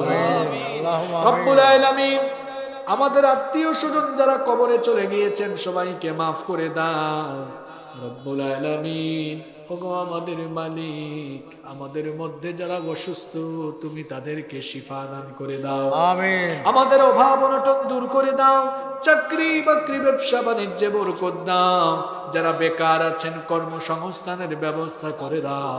আমাদের সবাইকে হালাল উপায়ে উপার্জনের তৌফিক দাও। আজকের এই মাহফিল কবুল আর মঞ্জুর করে নাও। এই মাহফিল বাস্তবায়নে তোমার অসংখ্য বান্দা বান্দিরা দান সদকা করেছেন, সকলের দান সদকাগুলো তুমি কবুল করে নাও। আমিন। মাহফিলের জন্য বৃষ্টি হয়েছে বলে কত কষ্ট করেছেন তোমার বান্দারা, প্যান্ডেলটাকে আবার নতুন করে সাজিয়েছেন, বসার উপযোগী করেছেন, এত কষ্ট এত মেহনত করেছেন। আল্লাহ তোমার কোরআনের মা বাগান সাজানোর জন্য তোমার বান্দারা যে কষ্ট মেহনত করেছেন, এই কষ্ট মেহনতগুলো কবুল করে নিয়ে মাহফিলের আয়োজনের সাথে সংশ্লিষ্ট সকলের জীবনের গুনাহগুলো তুমি মাফ করে দাও। আমিন। বিশেষ করে এই গোরস্থানের যে কমিটি রয়েছে, সেক্রেটারি এম জাহাঙ্গীর ভাই তিনি অনেক কষ্ট করেছেন, সভাপতি সাহেব সহ এই মাহফিল ইন্তেজামিয়া কমিটির সাথে যারা সংশ্লিষ্ট সবার গুনাহগুলো মাফ করে দাও। জাহাঙ্গীর ভাইয়ের দুটা ছেলে রয়েছে, আল্লাহ ছেলেগুলোকে তুমি দ্বীনের জন্য কবুল করে নাও, তার পরিবারের মধ্যে বরকত ঢেলে দাও। রব্বুল আলামিন মোল্লা শাহিন ভাই এই আয়োজনের জন্য তিনিও শ্রম দিয়েছেন, দাওয়াত করেছেন, আল্লাহ তুমি তাকে মাফ করে দাও, তার অসুস্থতা দূর করে দাও, তাকে তুমি দ্বীনের জন্য কবুল করে নাও। আমার ডানে বামে অনেক গণ্যমান্য ব্যক্তিবর্গ বসে আছেন, মাহফিলের সম্মানিত অতিথি, আল্লাহ তুমি তাদের সবাইকে মাফ করে দাও, ইজ্জত সম্মান বাড়িয়ে দাও। অনেক আলেম ওলামা এসেছেন, সবাইকে মাফ করে দাও। অসংখ্য যুবকেরা মাহফিলে এসেছে, যুবকদেরকে দ্বীনের জন্য কবুল করে নাও। প্রত্যেক বছর যেন এই মাঠে এই রকম সুন্দর আয়োজন হয়, এই তৌফিক তুমি এলাকাবাসীকে দান করে দাও। আমাদের সবাইকে তুমি দ্বীনের জন্য কবুল করে নাও। বাকি জিন্দেগি আমাদেরকে ঈমানের পথে জীবন যাপনের তৌফিক দান করে দাও। সাল্লাল্লাহু তাআলা আলা খায়রি খালকিহি মুহাম্মাদ ওয়া আলিহি ওয়া আসহাবিহি আজমাইন বিফadli সুবহান রাব্বিকা রাব্বিল ইজ্জাতি আম্মা ইয়াসিফুন ওয়া সালামুন আলাল মুরসালিন ওয়ালহামদুলিল্লাহি রাব্বিল আলামিন ওয়া জাআল আখির কালামিনা ইনদাল মাউতি লা ইলাহা ইল্লাল্লাহ